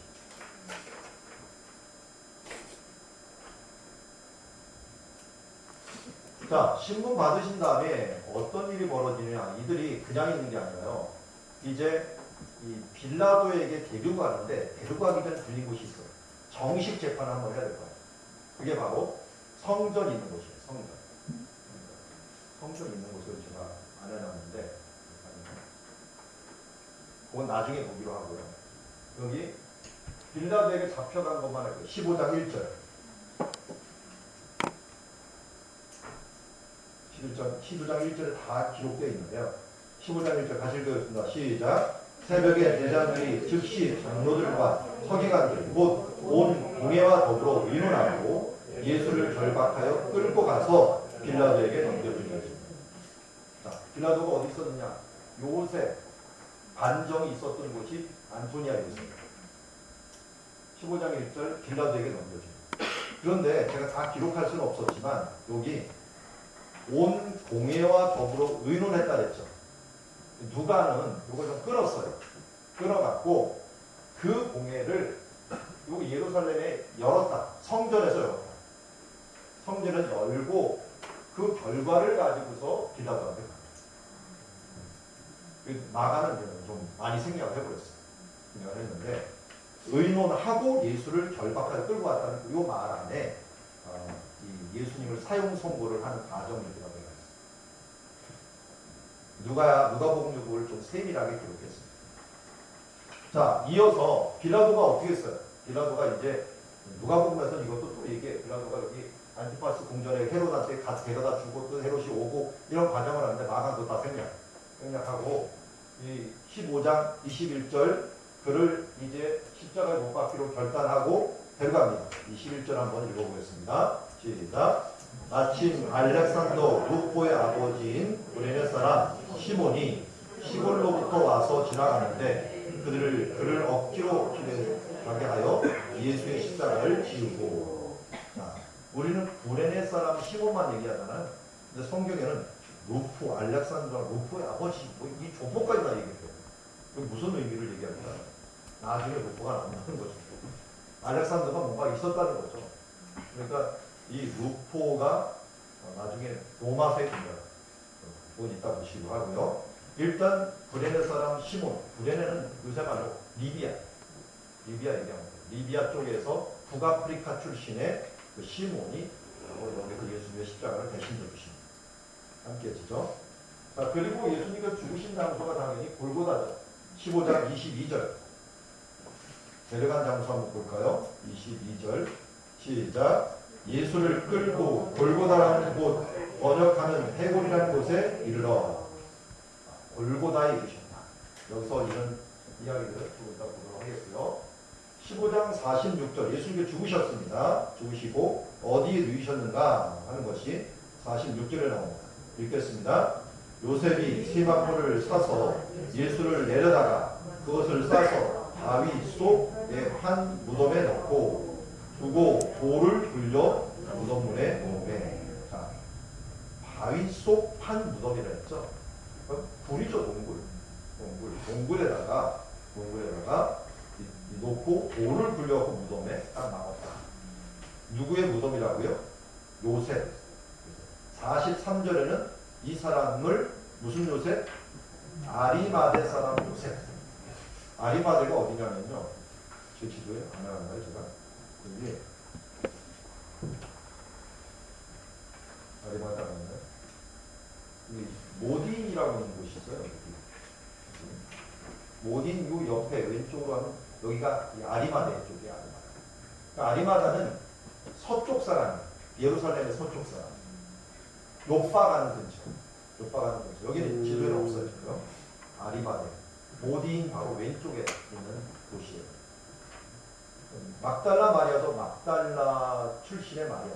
이런 것처럼 그런고 다른 유다도 마찬가지예요. 가룟이라는 마을 출신의 유다다. 네. 자, 이렇게 이제 무덤까지 갔고 마지막으로 16장 2절 한번 읽어보겠습니다. 시작. 안식 후 첫날 매우 일찍에 해돋을 때 그 무덤으로 가며 그 무덤 해돋을 때 그 무덤에서 부활의 사건이 일어났다. 네, 다 그렸습니다. 끝났죠? 자, 여러분들이 이제 수고할 거 끝났고 이제 은혜 받는 시간으로 가겠습니다. 하나하나 이 사건들이 뭘 의미하는지에 대한 것을 사진과 함께 그림과 함께 좀 아시면 좋겠습니다.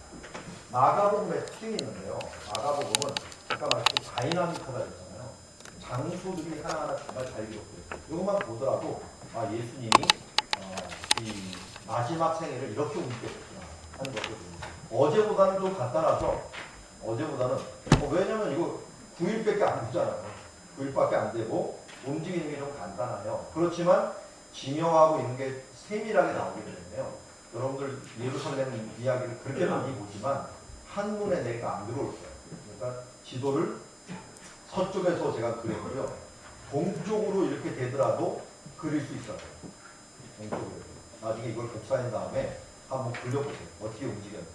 그럼 이게 잘 그리기가 힘들어요. 동쪽 거는. 이 뒤쪽에 있는 이 뒤편에서 일이 많이 일어나갖고 그래서 서쪽으로 제가 이 그림을 그려놓은 것입니다. 자, 그리고 이제 만찬 장소 등 뭐 여러 가지 장소들을 얘기하는데 이게 마가가 자기 집에서 일어난 거거든요. 그러니까 나중에 자기 집에 일어난 일들과 함께 자기 이야기를 많이 해요.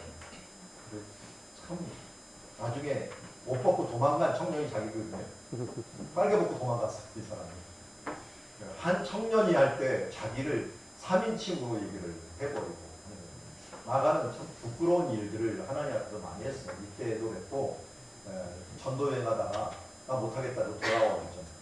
그러니까 정말 부끄러운 일들이 많았는데 그걸 극복하고 마가복음을 적는 거예요. 그걸 보면은 참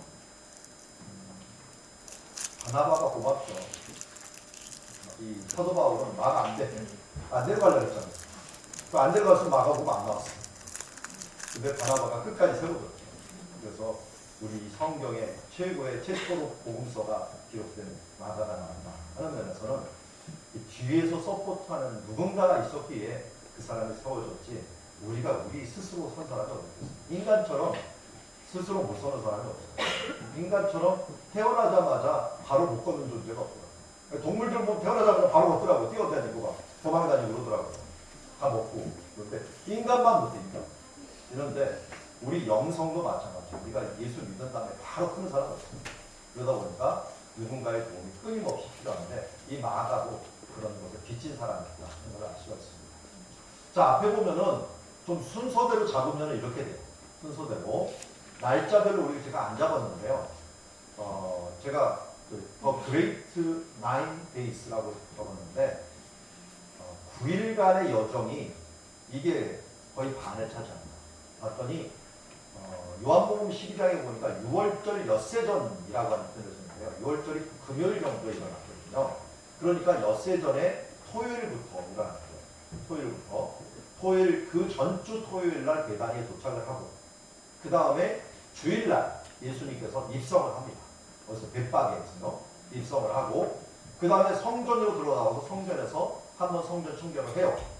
그리고 다시 베다니에 갔다가 다시 나오시면서 무화과 얘기도 하시고 오시다가 화요일날 논쟁을 또 성전에서 하셔요.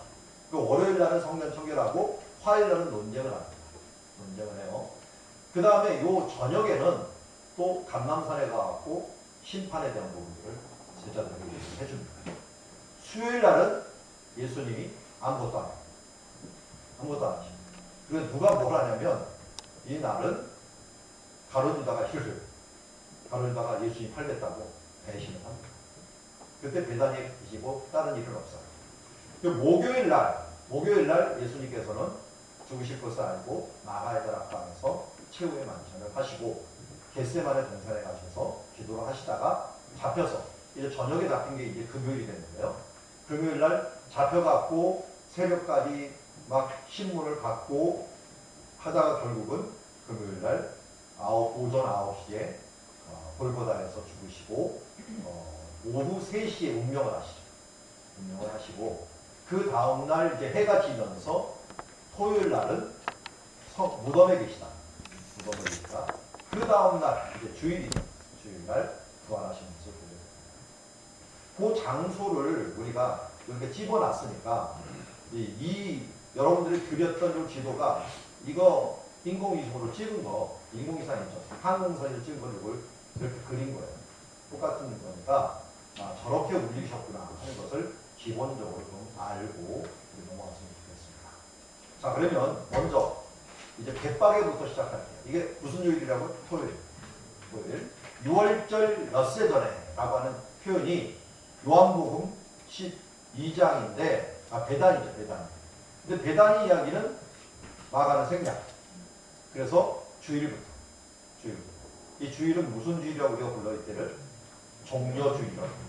고난주간 할 때 맨 처음이 종려주일부터 시작하잖아요. 왜 종려주일부터 시작하느냐? 이 벳박에서부터 예수님께서 나귀를 타고 가셨기 때문에 그렇습니다. 그래서 감람산 벳박에에서 제자들 보고서 저 멀리 가고 나귀 새끼를 하나 데리고 와라 했어요. 여기 지금 요번에 가서 찍은 거예요. 제가 봤더니 마침 아무도 없더라고요. 아무도 없어갖고 제가 사진을 찍었는데 여기 네모 뭐가 하나가 있죠. 함 같은 게. 이게 바위예요. 바위. 천연바위. 여기 있었던 천연바위인데 사람들이 깎아버리거든요. 깎아놨는데 왜냐면 예수님께서 여기 앉으셨다고. 여기 앉으셔갖고 제자들을 기다린 거예요. 나귀 하나 데리고 와. 이렇게 기다렸다 해서 그 바위를 기념해서 놓은 거예요. 지금 이렇게 그냥 유리가고 딱 해놔갖고 누구도 못 가게 만들어놨는데 옛날에는 없었던 것이 이제 만들었더라고요. 그리고 거기서 이제 예수님께서 행진하는 모습들을 우리가 해놓았습니다. 해놓은 게 바로 이제 예수님께서 이제 벳박에서 있었던 일인데요. 여기서 나귀를 데리고 오라 그랬는데 이 어린 나귀 새끼가 매 있는 것을 보니 데리고 오라라고 했습니다. 진짜 나귀 새끼가 있었겠죠. 저도 이거를 2007년에 찍은 사진이에요. 2007년에 안식년을 그때 가갖고 나귀 새끼를 진짜 찍겠다고 예루살렘을 사방을 돌아다녔어요. 그랬더니 도시화가 돼갖고 나귀가 하나도 없더라고요. 찾을 수가 없었어요. 그래서 하나님 좀 서운합니다 하고서 이제 새길이 하나 있어요. 예루살렘 감람산을 내려오는 새길이 있었는데 새길을 내려가는데 오른쪽에 저 새끼가 있는 거예요. 저 새끼는 정말 반갑더라고요. 너무 반가웠어요. 그래갖고 이건 하나님 주신 기회다 해갖고 막 사진기로 막 계속 찍고 있는데 아랍 애들이 와갖고 우리 새끼 왜 찍냐라고 얘기를 하는 거야. 그래서 얘한테 설명할 수도 없고 그래갖고 그냥 있는 돈 없는 거 다 집어주고 좀 가만히 좀 있어라 좀 찍게 해갖고 왔어요.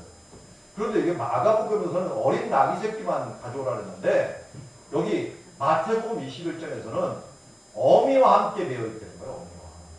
저는 찍을 때 어미와 함께 매어 있는 거 못 봤어요. 진짜 갖고 와서 사진 확인하니까 어미가 있더라고 진짜.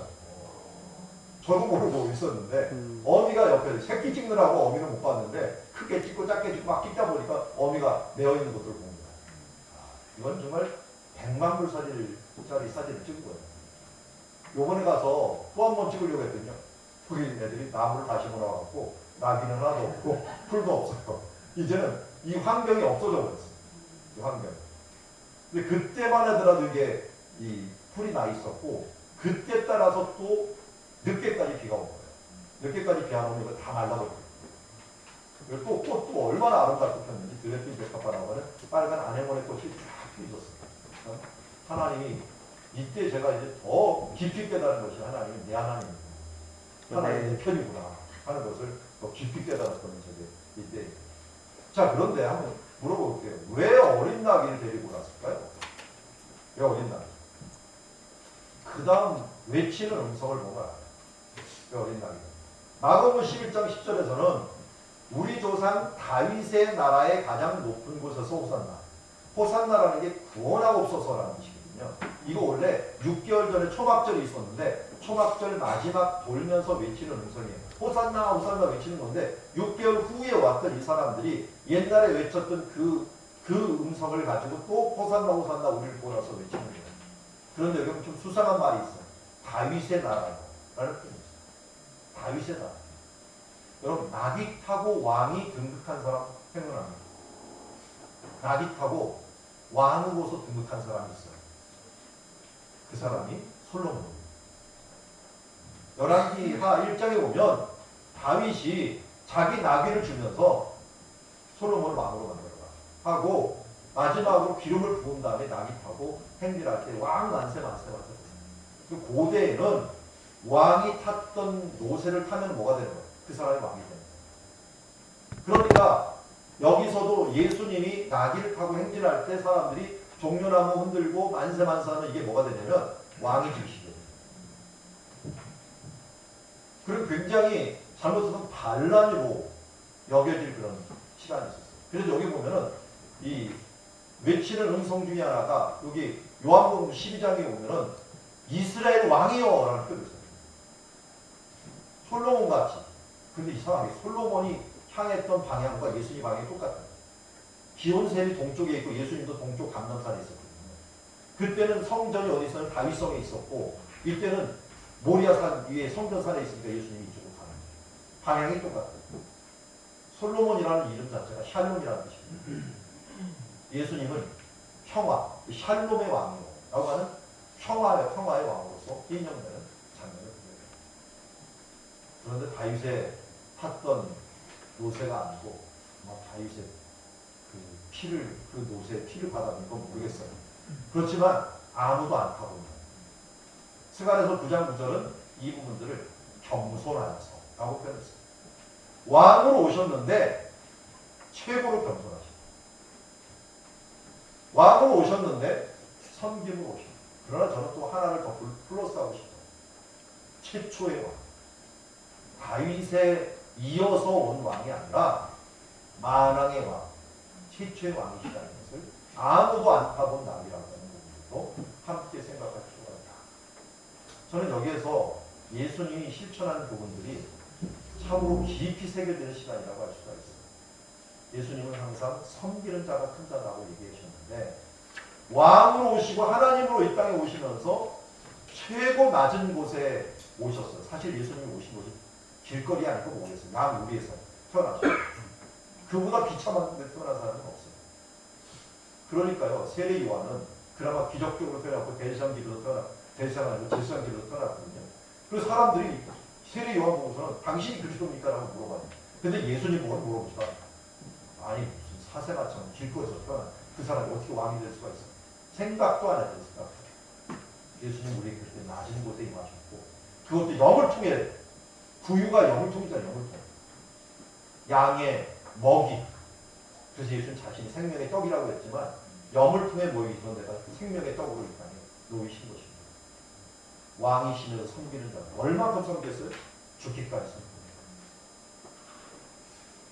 대제사장이시기도 했죠. 대제사장이었지만 제사장은 어떤 제사장이었어요? 자기 생명을 주는, 제물로 주는 제사장. 선지자였지만 그 말씀을 이루기 위해서 결국 겟세마네에서 이렇게 하지 않으면 어떻게 하나님의 말씀이 이루어지기 하면서 십자가의 길을 가셨던 바로 선지자였다라고 하는 얘기를 알 수가 있습니다. 그만큼 예수님은 실천적인 모습으로 우리에게 보여주셨기 때문에 감사한 것 중에 하나는요, 여러분, 우리가 좀 부족해도 천국 갑니다. 왜 그럴까요? 예수님이 우리의 죄를 위하여 죽을 뿐만 아니라요, 우리의 삶을 대신해 주셨어요. 우리가 부족한 삶을 예수님께서 대신 져주신 거예요. 이 땅에 오셔서 완벽한 삶을 살아내시면서 우리가 사탄이 자꾸 우리 보고 얘는 이것도 부족한데요, 저것도 부족한데요, 죄가 아니더라도 얘 이렇게 부족한데 어떻게 갈 수 있어요? 예수님이 뭐라고 할까요? 내가 살아냈다. 내가 그를 대신해 살아냈다. 라고 하면서 하늘에 오르셔갖고 거기서 우리에게 말씀하심으로 우리를 위해서 대신해서 기도해 주시다. 이거 참 나를 위해 죽으실 뿐만 아니라 내 삶에 대해서 또 의롭다 하기 위해서 이 땅에서 그 모든 권한을 다 살아내셨던 예수님이 우리 가운데 있다는 것 자체가 얼마나 감사한지. 이렇게 가다가 설교가 될 것 같아서 끊어버리고 이제 가도록 하겠습니다. 2007년에 제가 안신에 있을 때 종료주일이 있었어요. 종료주일 날 그때 유일하게 기독교인들이 음의 기사라고 합니다. 이날은 모두가 종료를 들고서 그 백박에서부터 예루살렘을 행진하면서 종려나무 가지를 흔들면서 만세 만세 부르기도 하고 각자 노래대로 여기 대한민국자의 대자 보입니까? 우리나라에서도 와갖고 전통 한복 입고 막 이 깽가리 치면서 막 이 노래 부르면서 하더라고요. 각자 나라들이 다 부르면서 막 행진하는 모습. 뭐 여기 우즈벡 쪽에 있는 한인교회도 그때 같이 가갖고 합수해서 한번 불러도 좋을 것 같습니다. 아멘. 자, 또 예수님께서 이제 12장 12절 그리고 여러분들 들으신 거 베다니에 가셨다 그랬죠? 가셔갖고 이제 나오실 때 거기 나올 때 예수님께서 무화과나무, 여기서 무화과나무 많죠? 무화과나무 있는데요. 무화과나무를 좀 자세히 보세요. 이 말을 이해해야 돼요. 잘 보면 무화과나무를 봤는데 무엇이 있을까 갔어요. 근데 없어요. 그런데 성경 뒤에 보면 이게 무화과나무 때가 아니래요. 때가 아닌데 뭘 구해요? 그리고 안 되고 저주배부라고 나무가 죽어버렸어요. 이상하지 않아요? 근데 무화과나무 생리를 모르는 거예요. 우리 아까 대파개라고 불렀죠? 이 파개라는 게 요거예요. 이른 무화과. 그러니까 순이 날 때 무화과가 같이 나는 게 이른 무화과. 원래 무화과는 여름에 제일 많이 해요. 지금도 먹을 수 있잖아요. 여름에 열리는 건데 이게 자라면 안 돼요. 이거는 초기에 열리고서 떨어지는 거예요. 근데 이것도 우리 보릿고개처럼 됐을 때는 잎사귀가 마르면 요 순과 함께 여기 이런 무화과 파기가 나거든요. 이거 따먹을 수가 있는 거예요. 근데 이놈은 하나도 없는 거예요. 기본적으로 가난하고 힘들고 이제 막 이 보릿고개 넘듯이 힘든 시기에 이 파괴를 따먹고서 힘을 얻어야 되는데 이게 뭐예요? 결국 이스라엘이 무성하면은 이 뭔가 열매가 있어야 되는데 열매가 하나도 없는 존재가 된다라고 하는 것을 그러니까 우리가 신앙생활 한다고 뭔가 있는 것 같은데 들어가 보면 없는 거예요. 저도 그게 겁나요. 가까이 오면 별거 없구나 라고 할까. 그래서 목회자는 평가를 누구를 통해서 받는 겁니까? 그날 사모님이 은혜 받았습니다. 그날 은혜 받는 거라고. 제일 가까이 있으니까요. 생활을 엉망진창하고 설교만 잘해보면 뭐 사모가 은혜 받겠어요. 근데 저는 하나 더 나갑니다. 자녀가 은혜 받습니다. 부부는 또 일심동체가 돼갖고 안 좋은 일도 같이 할 수 있는데 자녀가 또 어떨 경우는 내 눈으로 쳐다봐요. 특별히 사춘기 아이들. 걔가 은혜 받으면 그날은 부모님이 정말 진실함으로 설교를 했구나 하는 것들을 알 수가 있는 거예요. 그래서 항상 두렵고 떨리는 왜? 가까이 있는 사람. 가까이 갔는데 열매가 없어버리면 이거 이 허당이잖아요. 허당. 우리도 주님이 우리 가운데 가까이 왔을 때 누군가 나에게 가까이 왔을 때 정말 향기로운 인생의 결과 그런 것을 다시 한번 보여주고 있습니다. 열매로 아니라고 하죠. 자, 이제 11장에서 예수님께서 11절에 이제 베다니로 다시 나갔다 그랬어요. 아까 나가셨다는 표현 썼고 성전에 있었다가 나가시는 부분을 보게 됩니다. 나가셨어요. 나가시고 이제 그 다음 날을 위해 갖고 이제 말씀을 드렸는데 그 다음 날 시장에 있는 이곳에 있어야 될 사람들이 어디로 올라왔느냐? 이방인의 뜰이 있는 곳으로 올라가거든요. 여기서 장사하는 사람들이 왜 이쪽으로 올라왔을까요? 이거는 제사장과 야합하는 거예요. 예수님 보고도 그랬고요. 베드로 보고도 그렇고 여기서 말씀 하나 전한다고 제사장들이 와갖고 너 누구 허락받고 전해? 그러면서 베드로 같은 경우는 허락받지 않고 전한다고 그들을 잡아먹었어요. 예수님은 감히 못 잡아갔어요. 예수님은 따르는 무리들이 너무 많으니까 못 잡아갔는데 베드로는 그래도 그때는 별로 아니었다고 해요. 그걸 잡아갈 정도예요. 그런데 여기서 장사가 걸려버리면 어떻게 돼요? 당연히 끌려갔죠. 근데 어떻게 장사할 수 있을까요? 제사장들하고 야합이 있었던 거예요. 여기서 사갖고 이쪽 동쪽에서 이렇게 올라가야, 이게 남쪽에서 올라가야 되는데 올라가는 게 힘들었던 거예요. 힘드니까 사람들이 어떻게 하느냐? 그냥 여기서 팔고 제사장도 좀 좋아하고 장사치도 돈 커미션 주고 사람들도 편하고 그러면서 이쪽으로 야합해서 들어가요. 그랬더니 예수님께서 예루살렘에 들어가 성전에 들어갔더니 이거 매매하는 자들이 완전히 난리가 난 거예요. 그래서 예수님께 이것을 다 쫓아내십니다. 이걸 보면서 우리가 철저히 교훈받아야 될 것은 교회 내에서 절대로 돈거래하지 마세요. 상거래하지 마세요. 오늘 제가 뭐 CT 투어 한다고 하시겠는 사람들 돌아봤는데 너무 이슬람 사원에 잠깐 세워주는지 모르겠어요. 남아있는 게 그것밖에 없으니까. 근데 이슬람 사원에 들어갔더니 다 상점이야 또. 예수님 말한 거하고 완전히 반대야. 교회 내에서 여기 뭐 한국어가 좀 틀려갖고 있겠지만 이게 뭐라 그랬나요? 이게 다단계. 옛날에 다단계가 굉장히 많이 교회에서 혼잡해 있는데 저도 교회에서 계속 얘기하는 게 있어요. 아무리 좋은 상거래를 하더라도 다단계 그리고 교회에서 거래하지 마. 어떻게 사람들이 거래를 해야 되느냐면 이런 거예요. 섬기는 자가 되는 거예요. 어떻게 섬기는 자가 되느냐면 우리 교인이 무슨 장사한다 그러면 사줘야 돼. 내가 몰아서 사줘야 돼. 그런데 내가 장사한다면 다른 사람 보고 일절 말을 하지 마라. 나 무슨 장사해. 이것도 하지 말고 어디서 가게 이것도 하지 말았어. 들려지면 어떻게 하지만 그 사람에게 부담 주면 안 돼. 이게 서로 섬기는 거예요. 나는 그 사람 걸 도와주고 그 사람에게 부담 주지 않으면서 서로 도와줄 수 있는 거예요. 그래서 저는 대바구니 관계를 좋아해요. 대바구니 만들 때 어떻게 만드나요?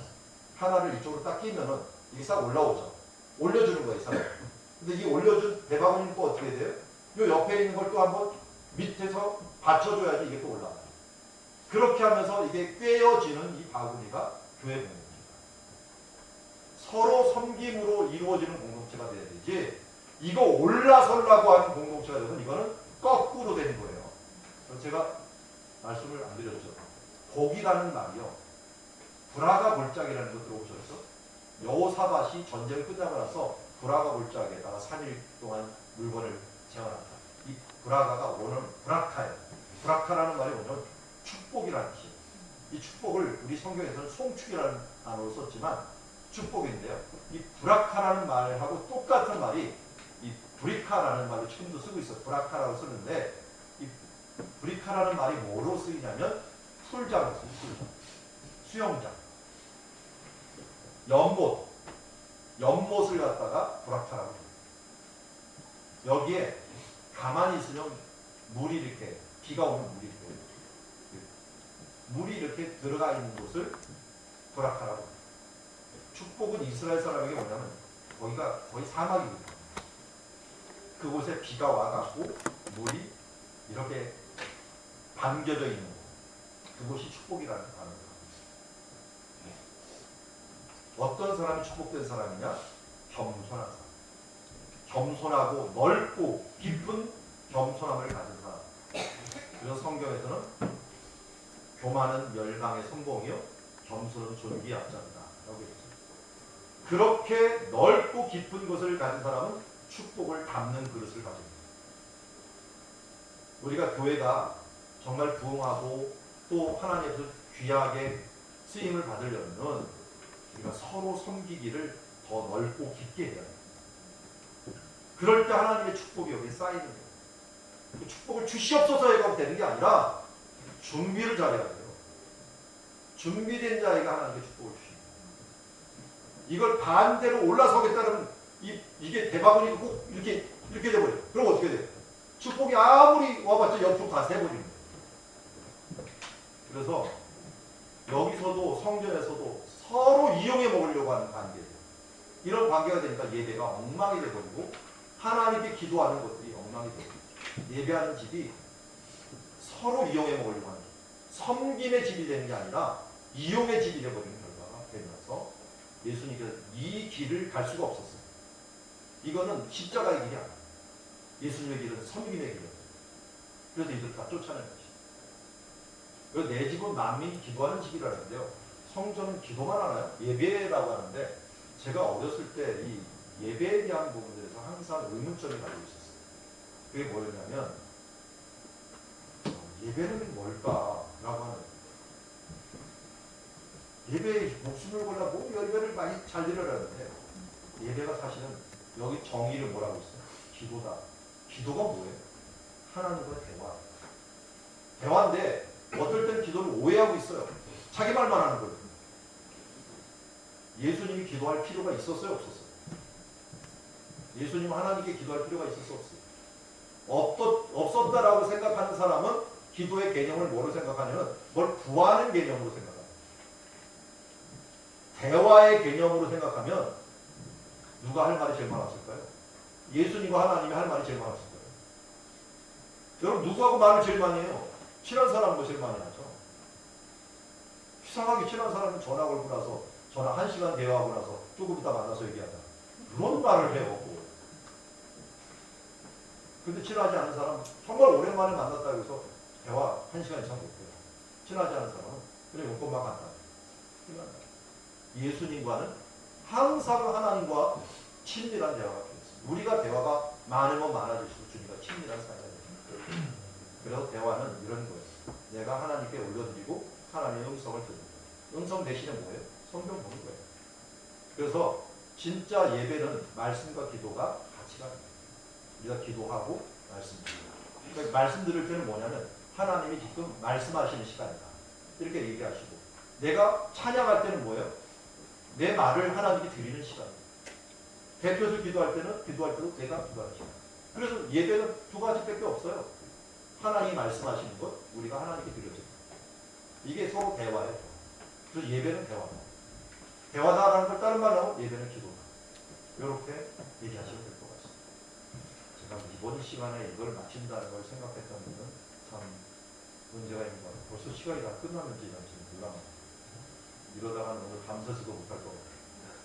수요일까지만 할까요? 화요일까지겠다. 화요일까지만 하겠습니다. 그리고 내일 계속 이어서 하도록 하겠고 아무래도 사도행전은 기회가 되는 대로 이어서 하거나 아니면 내일 시간을 더 주시면 제가 한 11시까지 하거나 자, 언제까지 해보죠. 예수님이 이제 바리새인과 헤롯 땅 중에서 사람들이 보내갖고 이제 논쟁을 합니다. 아까 지난 우리 갈릴리에도 말씀드렸지만 헤롯하고 바리새인은 완전 반대예요. 철천지 원수인데 이들이 예수님 대적하는 데는 하나. 그러니까 아무리 싸우더라도요.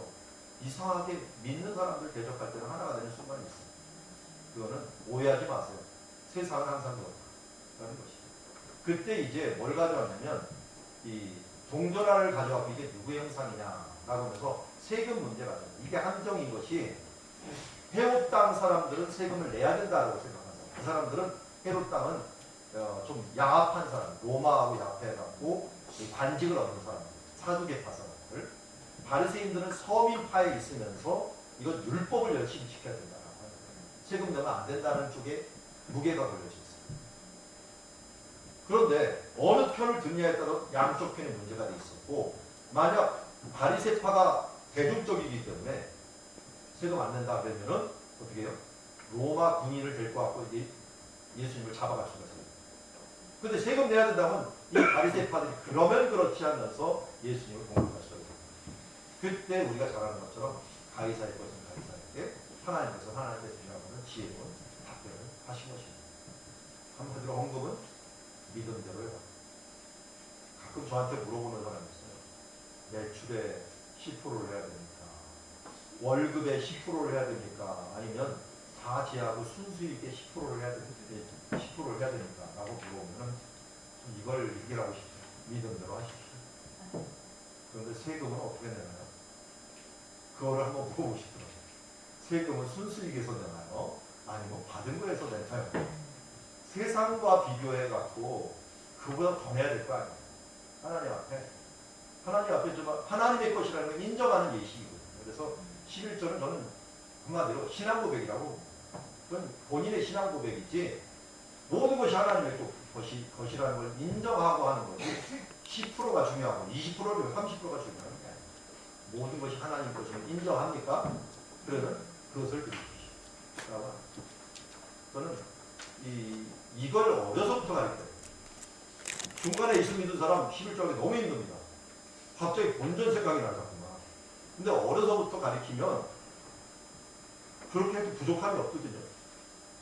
11조에도 전혀 문제가 없어요. 어떻게 보면 11조 한 사람 더 잘 살고 있어. 제가 이스라엘에서 포도원에서 농장에서 일을 했는데 거기서 11조 거들어 오더라고요. 직원이 한 명이 포도 농장에 11조 거들어 오더라고요. 걔네들은 11조 되는 것이 문제가 하나도 안 돼요. 독일에서는 아예 월급에서 11조를 빼가, 종교인이면. 뭐 문제가 하나도 없어. 그렇다고 못 사느냐? 11조 잘 떼가는 유대인하고 독일 사람이 더 잘 산다. 그게 문제는 아니더라고요. 근데 사람은 자꾸만 계산을 해요. 우리가 계산하면 누가 계산할까요? 하나님이 계산해요. 그럼 계산하지 마세요. 하나님이 얼마든지 우리한테 주실 수 있는데 우리가 하나님의 자녀인데요. 그런 거 따지지 마세요. 풍성하게 그냥 최고로 드릴 수 있을 만큼 드리고 모든 것이 주님 것이라는 인정만 하면 돼요. 못 드릴 때도 있어요. 너무 힘들 때 못 드리죠. 그런데 내 마음에 진짜 100%이 부분들은 하나님의 것이라고 하는 걸 인정하느냐 안 하느냐, 이게 문제예요. 인정한다면 그냥 우선순위로 하나님께 드려요. 저희 어머님도 이제 목사님 사모님이었지만 어머님이 맨날 저한테 옆에서 꿈시렁꿈시렁 하시는, 제가 이제 시궁탕에 자고 있을 때 어머님이 맨날 예전에 가계를 썼죠. 가계를 쓰면 사실은 말이에요. 이상하다. 뭘 이상하다고 들어보면 분명히 들어오는 것보다 나가는 게 많은데 빚을 안 준다. 이게 신기한 거죠. 분명히 들어오는 건 적은데 나가는 게, 계산해보면 나가는 것이 많아. 근데 빚은 없어. 이게 신비였죠. 제가 그 소리를 맨날 듣고 자랐으니 그런 거에 대해서 의심할 것도 없어요. 제 평생에는 의심이 1도 없었어요. 하나님이 다 이런 부분을 책임져 주시고 하는 부분. 그럼 한번 믿으려면 이런 것부터 믿어보시고, 우리 어렸을 때부터 아이들한테 이거를 잘 알려주십시오. 하나님이 주신다. 하나님이 채우신다. 하는 부분이죠. 하나님의 것이다. 자, 그 권위 논쟁 다음에 뭐 세금 논쟁, 부활 논쟁 뭐 이런 것들 했는데요. 예수님이 부활 논쟁 하시면서 맨 마지막에 11장 20절에 뭐라고 얘기했냐면, 하나님은 죽은 자와 산 자의 하나님이여 산 자의 하나님이라면 너희가 크게 오해할 거다 하면서 그들이 너무 크게 오해한 것에 대해서 논쟁의 끝을 마치십니다. 그러면서 이 오해 끝에 하시는 말씀, 다윗이 누구 후손이냐, 그리스도가 다윗의 후손이냐? 라고 물어보시죠. 그럼 다윗이 시편 110편에다가 오실 그리스도를 향하여 주님이라고 불렀습니다. 또 그거 어떻게 해석할 수 있느냐? 그런 사람들이 할 말이 없었어요. 이처럼 이 오해하고 있는 것들이 굉장히 많아요. 예수님은 이 땅에 오셔서 구약 성경을 풀어주시고 성취하시는 분으로 이 땅에 오셨다라는 걸 우리가 알려주고 있습니다. 그래서 예수님이 주시는 이 말씀들은 정말 구약의 완성이요, 또 플러스 알파로 우리가 천국 복음이 무엇인가를 알려주는 부분이기 때문에 우리가 오해하지 않기 위해서는 항상 예수를 초점으로 중심으로 모든 것을 파악하고 행동을 해야 한다라고 하는 부분을 놓치지 않기 바랍니다. 이때 또 주셨던 말씀 중에 하나가 뭐냐면 마가복음 12장에 보면은 포도 비유도 말씀하셔요. 이 포도 여기 많죠? 지금 요번에 갔더니 이스라엘도 이 포도 건포도 만드는 포도 있죠? 이 포도 막 열리고 있더라고요. 그리고 낭대가 이렇게 있어요. 여기는 낭대가 별로 없지만 이스라엘은 낭대가 많아요. 왜냐면 돌이 많은 지역에다가 돌을 걷어내고서 그러다 보면 돌이 쌓이거든요. 그걸 가지고 낭대를 또 만들어요. 이 여우들이 이 포도 농사를 다 망쳐요. 이게 없을 것 같은데 여우가 많아요. 그 여우가 오니까 담을 두르고 그리고 위에서 딱 망을 보고 해갖고 이걸 방어를 하기 때문에 산 울타리로 두르고 또 즙자는 거 여기 밑에 보이세요? 여기 널쩍한 곳이 있어요. 널쩍한 곳에 여기다가 밟으면 여기 오목한 곳으로 들어가는 거예요. 이게 포도를 요걸 갖다가 여기다가 놓고 발로 밟으면 여기로 들어가는 거예요. 포도즙 짜는 거예요. 그래서 이런 것들 시설을 다 마련해 놓은 게 이제 포도원이에요. 포도만 있다고 포도원이 아니에요. 이걸 다 마련해 놓고 한국으로 갔으니까 이 사람들은 뭐만 하면 돼요? 이제 걷어갖고 일부를 주인한테 주면 돼요. 주인을 인정하는 거죠. 안 준다는 건 뭐예요? 주인 인정을 안 한다는 거예요. 그래서 몇 번 경고를 하고 안 돼서 아들까지 했는데 이 사람들이 아예 아들을 죽인다는 건 이 포도를 내가 가지겠다는 거예요. 이게 에덴 동산의 타락이에요. 그래서 하와가 마지막으로 먹을 때 뭐였어요? 하나님 같이 될 것이다라는 표현을 합니다. 사탄이 이것을 먹는 날에는 내가 하나님 같이 될 것이다. 내가 주인이 될 것이다. 선악과를 따먹는 것은 결국은 주인이 되겠다는 거예요. 선악 결정 하나님 내가 결정할 거예요. 판도라의 상자를 연 거죠 결국은. 왜냐하면 내가 선악을 결정하면 어떻게 될까요? 불완전해요. 그 선악이 기준이 애매해져요. 나만 결정하면 좋겠는데 옆에 사람도 결정하겠대 선악을. 그러면 서로 그건 내 의견이고 내 의견은 이거야. 이게 성경에서 말하는 자기의 소견대로. 그래서 성경에서 최고 암흑 시대를 얘기할 때 사사기를 얘기해요. 사사기가 뭘로 끝나요? 자기 소견대로 해나갈 거야. 그 앞에 뭐가 있어요? 왕이 없어요. 왕은 누구예요? 하나님이시죠. 하나님이 없으므로 자기 소견에 오른 대로 했더니 이거는 서로 죽이고 막 도망가는 너무 세상이 무법지대가 되어버린 것을 기준이 없는 시대가 있습니다. 그래서 이것도 결국은 포도원을 세우는 것도 주인을 인정하지 않는 거 말이냐마 일어나는 거예요. 나중에 와가 그들 다 쫓아내고 다른 사람에게 줄 것이다 라고 하는 게 바로 그 부분입니다.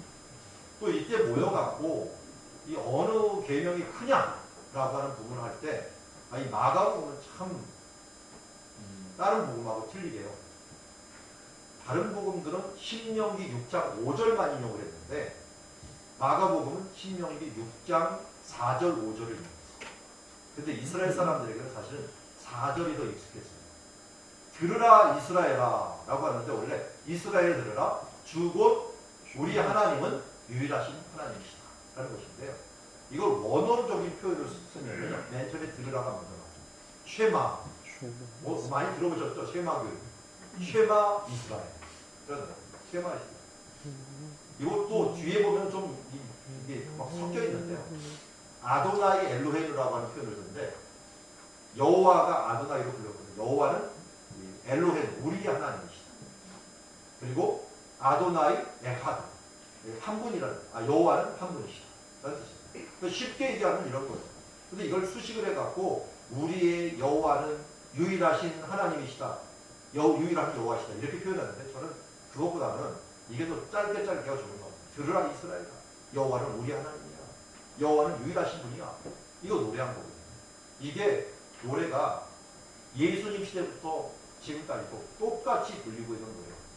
쉐마 이스라엘 아도나이 엘로헤누 아도나이 에하. 유대인들이 아침에 일찍 일어날 때 안식일이 올 때 꼭 이 노래를 불러갖고 들으라 이스라엘 여호와는 우리 하나님이시고 여호와는 유일하신 분이죠. 이게 유일신신앙, 이게 선민의식, 이게 들으라라는 말이 우리나라는 듣는다죠. 왜 이렇게 말을 안 들어? 이게 안 듣는다는 게 아니라 왜 듣고서 안 지키느냐. 듣고 지키라는 거예요. 그게 바로 이 말로 시작해요. 그 말이 뭐냐면 뭘 그러면 듣고 뭘 들으냐. 우리 하나님이시고 유일하신 주님이시고. 그러니까 어떻게 돼요? 그러니까가 그 다음에 나온 게 여기 30절에 너는 마음을 다하고 목숨을 다하고 힘을 다하여 주님의 이 주 너의 하나님을 사랑하라. 이것도 사실은 신명기 6장 5절에는 세 가지를 얘기하고 있어요. 마음을 다하고 또 뜻을 다하고 힘을 다하라고 표현하는데요. 이게 왜 여기 마가복음에서는 내 마음을 다하고 했다 갑자기 목숨을 다하고 뜻을 다하고가 두 개가 나왔어요. 왜냐하면 여기 있는 이 뜻을 다하고라는 이 히브리어의 의미가 이중적인 의미가 있어요. 네페시라는 말이 있는데요. 이 네페시라는 것은 숨 쉬는 이걸 얘기해요. 네페시가 생명도 돼요. 생명이니까 목숨은 되죠. 그런데 이 내 안에 있는 이 생각도 돼요. 생각. 그리고 이걸 해석을 해요. 해석을. 하나만 안 되니까. 그래서 내 마음을 다하고 내 네페시를 다하고 내 힘을 다하라 라고 있는데 그 왼쪽에 지금 제사하는 장면이 나오는데 이 제사하는 곳에 제사할 때 사실은 화목제, 속죄제, 속건제 제사 드릴 때마다요 사실은 세 가지만 드려요. 나머지는 다 사람입니다. 뭐 드리느냐?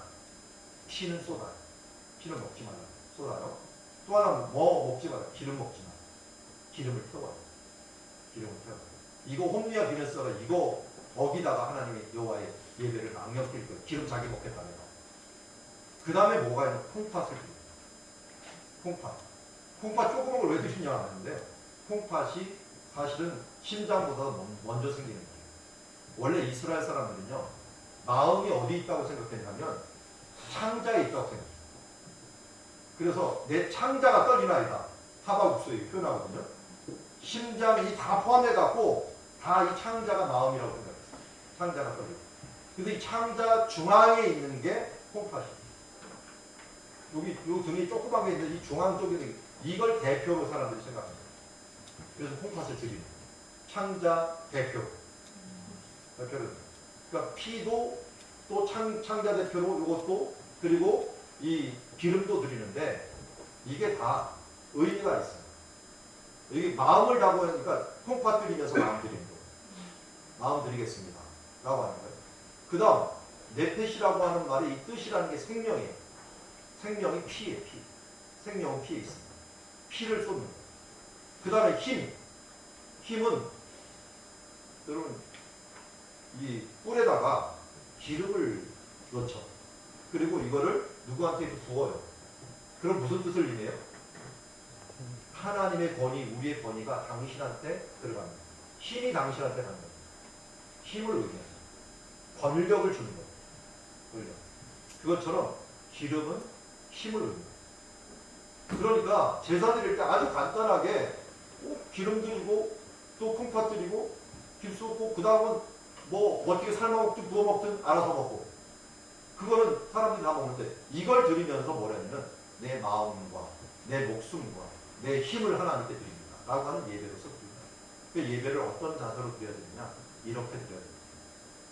이게 바로 첫 계명, 큰 계명이라고 말씀합니다. 그러면서 이게 뭐라는 거예요? 하나님을 사랑하는 행위다. 그냥 마음만 사랑한다고 하지 말고 내 전심으로 이렇게 하나님을 사랑하라 라고 하는 게 첫 계명을 큰 계명이라고 말씀하고 있습니다. 그리고 여기 시장에서 문안받는 것이라고 하는데 시장에 아고라라는 거 잊지 마세요. 아고라는 게 시장이라는 것. 긴 옷 입고 다니는 그때 옷을 얘기했었죠. 이 옷을 길게 만들어갖고 내가 거룩한 것처럼 보이는 그런 사람들이 있었고요. 가난한 가구 아까 말씀드렸듯이 여기 여인들의 뜰에 있는 여기에 못 봤는데 이게 두 랩돈, 한 고두란이라고 했는데 두 랩돈 보면은 이 단위가 이렇게 쭉 가다가요. 우리나라 돈으로 결국 한 400원 갑니다. 1년에 그 3번 와서 헌금 드리는데 400원 드린다면 밥 적고 800원 드리는 좀 민망하잖아요. 그리고 자기도 좀 민망해서 드리는데 하나님 뭘 본 거예요? 중심을 본 거예요. 예수님 그걸 본 거예요. 이 사람은 자기 전 재산을 드린 거예요. 그래서 우리도 비율에 따른 헌금이 하나님께서 보신다는 거 잊지 말아요. 많이 드리는 게 중요한 게 아니라 내가 정말 이 부분들을 드리는 게 내가 전심으로 드립니다 하는 부분들을 알고 하나님이 원하시는 게 뭐냐? 중심이잖아요. 마음이잖아요. 중심을 드립니다. 중심을 드렸으니까 뭐 안 드려. 진짜 내 중심, 마음이 물질 있는 곳에 마음이 있는데 어떻게 그냥 마음만 드린다고? 이건 거짓말이죠. 누구한테 투자하나요? 사랑하는 사람 투자, 자식한테 투자하는 거고 정말 다 투자하더라고요. 왜? 사랑하니까, 마음이 있으니까. 그것처럼 여기도 하나님께 그렇게 하라라고 하는 것을 의미하고 있고요. 이때 예수님께서 이제 성전에서 나가십니다. 나가셔갖고 성전에서 이 건물들을 보소서라고 했는데 헤롯이 만든 건물들, 이 밑에 기초, 여기 위에는요 다 조잡한 돌이에요. 그런데 헤롯이 만들어 놓은 돌들은요 지금도 다 크네요. 저도 임직이라고 하는 일들을 10년 지난 다음에 임직을 했어요. 그 임직을 안 해도 그냥 되지 않은 편이거든요. 나중에 보니까 이 교인들이 뭐하는 모래 쌓는 거 없이 제자훈련 해놓으면 좀 단단한 거 같다가 다음 제자훈련 되면 이 밑에서 좀 해이해져가지고 쑥 빠져나가는 이게 싸우면 싸울수록 쑥쑥쑥 빠져나가지 제자훈련 해봤자 별 필요가 없어요. 나중에 뭐가 됐지? 이게 틀을 잡아야 되는 거예요. 그 재직을 세워갖고 재직을 저 기초도로 생각했어요.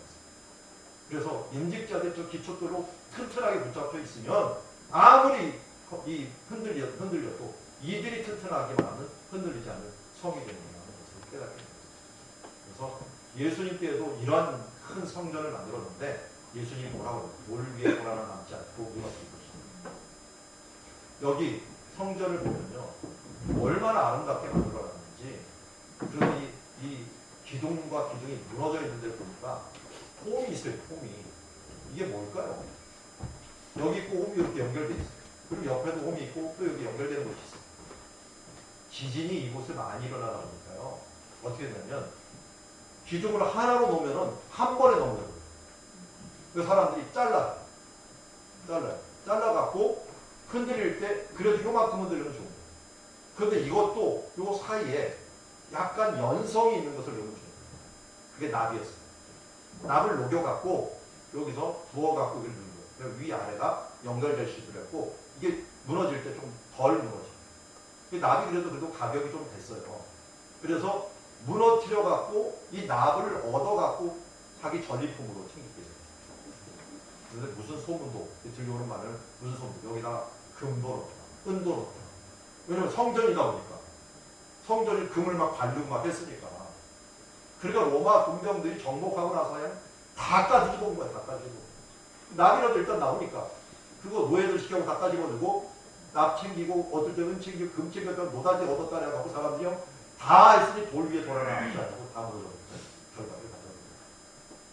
멸망할 때 이렇게 멸망된 것을 보여줍니다. 그러니까 예수님께서 또한 이때부터 앞으로 예루살렘 멸망에 대한 부분을 얘기하면서 여기서 미혹을 받기를 주의하라. 난리와 난리 소문이 날 것이다 했는데 이것은 예루살렘에 대한 것이 1차적으로 이루어집니다. 그렇지만 나중에 요한계시록에도 이걸 얘기해요. 요한계시록은 예루살렘 멸망한 뒤에 한 거거든요. 그런데 예수님이 말하는 거하고 짝이 딱 맞아요. 이건 뭐냐면 결국 이 사이클이 갖는 거예요.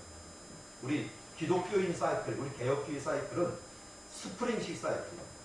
스프링 사이클. 저희도 좀 낙담될 때가 있는데 좀 극복했나 싶으면 또 예달 거 또 하고 있어. 그런데 잘 보세요. 한 단계 올라가서 하고 있어. 이게 그리스도인들이 스프링처럼 가지만 한 단계씩 올라가요. 이렇게 올라가다가 결국 하나님 나라 가는 거예요. 우리는 비슷한 게 또 져요. 그렇지만 좀 성숙한 다음에 그리고 그 하나 더 극복해갖고 극복해시키면서 하나님 나라에 계속적으로 조금씩 상향합니다. 직선으로 올라가는 사람은 없습니다. 조금씩 우리가 하나님 나라를 확장합니다. 이 하나님의 이 사이클이 그래서 요한계시록도 맨 처음에는 나팔지향, 인재향, 나팔지향, 나팔지향 되면 인재향인가요? 대접지향 이렇게 재향들이 똑같이 7개가 나오죠. 이게 똑같은 거예요. 사이클이 한 바퀴 두 바퀴 하는데 맨 처음에 4분의 1 죽는다, 3분의 1 죽는다, 이제 이 반 죽는다, 전부 다 죽는다, 이런 표현들이 표현하는 거 점점점 강하게 하나님의 심판이 된다는 것을 의미하고 있습니다. 자, 이렇게 예수님께서 이제 심판에 대한 부분들을 얘기하고 수요일 날은 베다니에 가서 휴식을 하셨습니다. 여러분들도 집에 가서 휴식하고 오셔가지고 내일 다시 시작하도록 하겠습니다. 기도하겠습니다. 하나님 아버지, 오늘 주님께서 9일간의 위대한 여정들을 보았고 우리가 앞부분 보았지만 정말 하나하나가 정말 위대하고 대단한 여정이었던 것을 보고 우리에게 삶으로 보여주기 위해서 당신의 고난을 감당했던 부분들을 봅니다. 주님, 우리도 주님 뒤 따라가겠습니다. 누구든지 나를 따라오려거든 자기 십자가를 지고 나를 쫓을 것이라고 합니다. 주님이 하신 이 위대한 길 우리도 함께 가는 그리스도인 되게 하여 주시옵소서. 나는 부족하지만 성령님이 하실 줄 믿습니다. 성령 하나님 도와주시옵소서. 또 다람쥐 쳇바퀴 도는 것처럼 보이지만 나사령처럼 조금씩 나아지는 우리들의 모습을 보면서 기뻐하실 주님, 우리도 노력하겠습니다. 더욱더 주님 앞에 가까이 가는 삶 되게 하여 주시옵시고, 어렵고 힘들더라도 오늘 주신 말씀들 바라보면서 그 길 따라가는 주의 자녀들 되게 하여 주시옵소서. 예수님의 이름으로 기도하옵나이다.